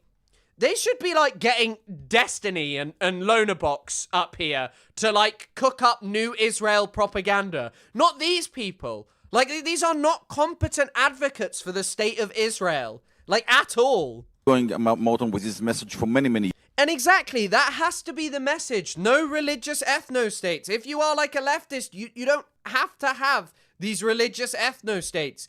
Countries should be allowed to make choices about what they are. But, like, personally, I believe in the people and inhabitants of a space to make decisions about what that country is like. I don't think we should just be put into these stupid beliefs about what's going on in the world is just like some kind of a guaranteed fact of just that's how the world has to be. Years. Yes. But we see where we are. So is it possible to win this war? It's because other people don't promote this message. Israeli officials don't say, you know, I know all the Israeli officials, most of them, and I tell them this, and they say, it's not important more to demonize the demons. What's important? Oh, come on. By the way, you know this guy has, like, openly endorsed Ben-Gvir. This is just, like, the caliber of advocates for Israel. Endorser of Ben-Gvir. Is to develop our high-tech industry. They don't get it. I think that you have just given the most apt description of him, mediocre violist. Yes, he sounds like a pug.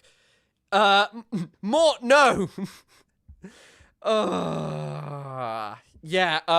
Crazy. Litterbox and molestiny. I saw that comment. I liked it. International law also says not to blow up kids. International law says many things that Israel shouldn't be doing, but unfortunately Israel doesn't really care about any of these things. There's a video of Jafar Panahi talking about his film, which was good, by the way. But yeah, like, I mean, just once again, amazing. We also have this guy talking as well, Amichai Chikli, who's the Minister of Diaspora Affairs in Israel. Ministry. What are you as a minister doing to fight this extreme right anti-Semitism coming, like Nick Puentes mentioned him before, Tucker Carlson and others? So when I entered the role as a Minister of Diaspora Affairs and people would speak to me about anti-Semitism on the right, I said, this is some lunatics in a basement that have no impact whatsoever, and we should focus on the red and green alliance of radical left and the Islamists who are working together. 2 years later, that's 3 years. That's a whole different story. And we are seeing the white supremacy, Nazi anti-Semitism being actually moving to the center of MAGA, being normalized by people like Tucker Carlson, who you mentioned. This is definitely a worrying thing, but at the same time, it would carry a lot more power if Amichai Chikli did not invite Tommy Robinson to Israel. None of these, and by the way, these are the people who are like the key figures in, you know, anti-Semitism crisis discussions all over the world and all of this stuff. But this guy literally invited Tommy Robinson there. Tommy Robinson is someone who has at multiple times been, on like multiple occasions, been anti-Semitic. He was talking about how like liberal elite Jewish people bring over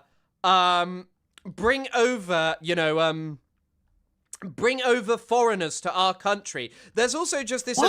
There's also this amazing conversation between him and friend of Destiny and Lonerbox, Epstein and Litterbox, sorry, where they are talking, where he talks to them.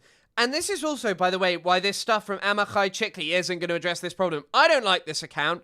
Tommy Robinson agrees with his Israeli masters that the Brits have a special place in hell. Like, the right-wingers in the UK are not buying this on the whole. They really helped give birth to the Jewish state in World War I. The Balfour Declaration, the San Remo Accords, the mandate for a Jewish Palestine, the UK was at the forefront of that. And then they turned on us. Yeah, I was about to say that. They turned on us, man. And therefore they have a special place in hell for turning on the Jewish people. You were like doing this great thing. You were helping Israel be... Saying that the British people have a special place in hell is really going to go across and do well for that right-wing base. Like, I don't know how they think they're going to unite this stuff. Reborn after 2,000 years of exile, and it was, you know, it was a biblical value. It was also a defense for a UK value, but it all turned on us. Can we turn it back? Can we turn it back? The British government have just turned on Israel. But they've been turning on us for a long time. Yeah, but when we say they, it's the British government. So let's separate the people from the establishment. The establishment have turned. It's like when the American establishment were in power under Joe Biden. The American people didn't support that. The British public don't support what the British government have just done. If it was put to a democratic vote on whether... If it was put to a democratic vote, I think it would be undeniable that we'd most likely have suspended arms sales to Israel. For the British public... And that people would vote to recognise Palestine. There is a reason why paying lip service to the idea of Palestinians getting this two-state thing, some kind of vague two-state, is just repeated over and over again. Wish to recognise the state of Palestine, it would be a resounding no. It would be a resounding no. So the people haven't turned on Israel. The people haven't turned on Jews. The left-wing establishment have turned because they're... Keir Starmer, left-wing. Appeasing their bloc vote, and they're appeasing their future vote. They're appeasing their bloc vote and their future vote. Tommy Robinson is also just, like 100% Tommy Robinson is anti-Semitism. 100% Tommy Robinson is anti-Semitism. Let me see if I can find the thing where he goes on a rant. Here you go. Wait. This is like these people who are sat here talking about the anti-Semitism crisis. Listen to this. Jews, yeah? The ones who are not representative of the entire community. The woke, liberal, elitist Jews. The ones like the Board of Deputies who are pro... The Board of Deputies is like a straight-up pro-Israel organisation. Open borders. They don't represent all Jews, okay? Netanyahu and his government are conservative. They're not woke. They're not liberal. They're not open borders. I don't know, man. Ben Gvir can be pretty woke at times. It's also really funny because there's just such confused messaging. Like, is Israel woke, gay, liberal, lovely paradise? Or is it conservative, racist hellhole? They're conservatives, okay? I've been invited by the conservative government. So, of course, you're going to see the woke, liberal Jews getting upset. The ones who want mass open border immigration. By the way, this is so anti-Semitic. Like, this is straight up more anti-Semitic than, like, you know... than like what most people are saying. This is great replacement theory. This taps into, like, you know, very long-standing hatreds of Jewish people. I was just reading about the Senegalese in the Rua myth. Like, Hitler literally claimed that the Jewish people had brought Senegalese soldiers into the Rua so they could, into the Rhineland, so that they could sexually abuse good German women. The ones who have created the hostile environment for most ordinary Jews. The ones that don't represent most ordinary Jews. There's a big divide. You're seeing it happen in America with the ADL. There's a big divide where these so-called voices of the Jewish community, which are betraying the Jewish community, with their hugging up and cozying up to Islam and open border mass immigration, they're the reason all these problems are happening. Many of them. And they're upset because the real Zionist Jews, who are strong... Real Zionist Jewish patriots rise up. Conservatives, not weak, pathetic liberals, are the ones that have invited me. And they're upset about it. Sorry, the Rhine. It's called the Black Horror in the Rhine. Like this, by the way, like Tommy Robinson can say this and be invited to Israel, and yet simultaneously we're meant to take this guy and his general opinions about evil anti-Semitism rising really serious. And yes, the way he says it, where he goes, Jews, before is amazing. And it didn't start with the interview with Nick Fuentes. It started with bringing Daryl Cooper, a Holocaust denier, and many others. So what we're seeing, we can see few things. One is the conspiracy theories. Second is the religious assault on Judaism, claiming that as if we have something against Christianity and obviously Nazi ideology, which is being more and more popular. I believe that Tucker is being paid for pushing forward Sharia law. Tucker Carlson paid to push forward Sharia law. You can prove it. It is extremely difficult to prove it, but what we can see without intelligence or without anything of this type, you can see this week on Thanksgiving, you had delegations of right-wing influencers, American influencers, going to Qatar. They were asked... So you think Tucker Carlson is being paid by Qatar? I think that Tucker Carlson is being paid by Qatar, yes. Trump received how much from Qatar in terms of the donation of that plane? God. Just like, once again, seriously, amazing. This is how we're gonna fix the problems. We'll end up with this final guy who's an Israeli novelist, who's an American Israeli novelist, who's got some amazing takes. Not a city. New York is a symbol. New York is a focus. It's a cultural event that keeps projecting on the world. And I think that what happened over the last election is a cause for worry. And one of the things that worries me most is the fact that, that's the numbers I heard, that 40% of New York Jews voted for Mamdani. And this is, again, we look at this room. I love how Jewish people just aren't allowed to have different opinions to these people. Like, this really out of touch, extremist elite class of, media figures, of politicians, are just somehow like the only people who can decide the opinions of Jewish people. And it feels wonderful to be here. But I have bad news. We are not necessarily representing the entire Jewish community. We are actually a minority. You could say we're a cool minority, smart, resolved minority. Maybe we have a key to a future. Number-wise, we are minority. And for me, the crisis is already here, regardless of what Mamdani could or could not do. The fact that we are so divided and that large parts of our community have lost their, I'll just say it, tribal instinct, their Jewish solidarity instinct, in a way that allowed them to vote for us open enemy of Israel, in my opinion, the Jews. This worries me. An open enemy of Israel. Why can't Jewish people have a different opinion about a foreign country? It's so unusual. It is just genuinely like, how do you feel comfortable talking like this? And I think we should focus on what went wrong and how do we fix it. Yes, saying Jewish people should all think the same, like they're some kind of hive mind, seems a bit anti-Semitic to me. Yes, that no one's entitled to a different opinion. By the way, there are people who've written about this. For the longest time, Israel just used the Holocaust as a means to police the diaspora, in the words of Boaz Evron, which I believe is fundamentally true. And then we have this guy saying some other amazing stuff, which will do very well in terms of, not convincing... not feeding into people's already anti-Semitic opinions about Jewish people. Listen to this part. I think it's not that it so happens that New York is so great and that there's so many Jews here. I think we should say it. We, the Jews, have made New York into what it is.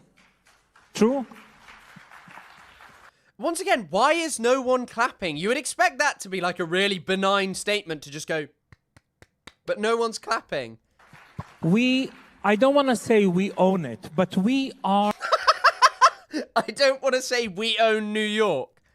We should be very proud of what we, together with the non-Jews, have created here. And we should definitely fight for our place in the city and not go without a fight. I think, right? I think that we will... It is still, we have a lot of presence here. It might be different. It might not be in our pocket like we thought it was, but that just means we need to rise to the challenge. We need to make it ours again. Jesus Christ! Why do they keep letting these summits go ahead? They are just the biggest disservice to Israel that it could imagine. Like, just this whole Israel first thing, which is just obviously incredibly unappealing to, you know, incredibly unappealing to, like, right-wingers. Like, just this Israel first shit. And then also, for anyone who is pro-Palestine, of course this shit is incredibly unappealing, having to listen to these extremists just talk about how they own New York, and how, oh, no one's allowed to think differently about Palestine. It's not even good for, like, you know, hoping to rebuild a base of, like, Jewish people supporting Israel. It's just these people who are sat here saying, you cannot form your own opinions on Israel.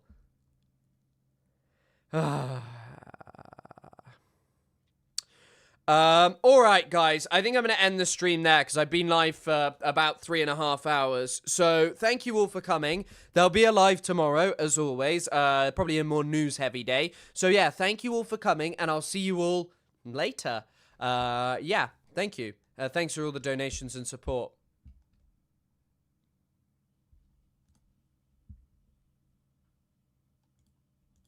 Yeah, probably a more news-heavy day. So yeah, thank you all for coming.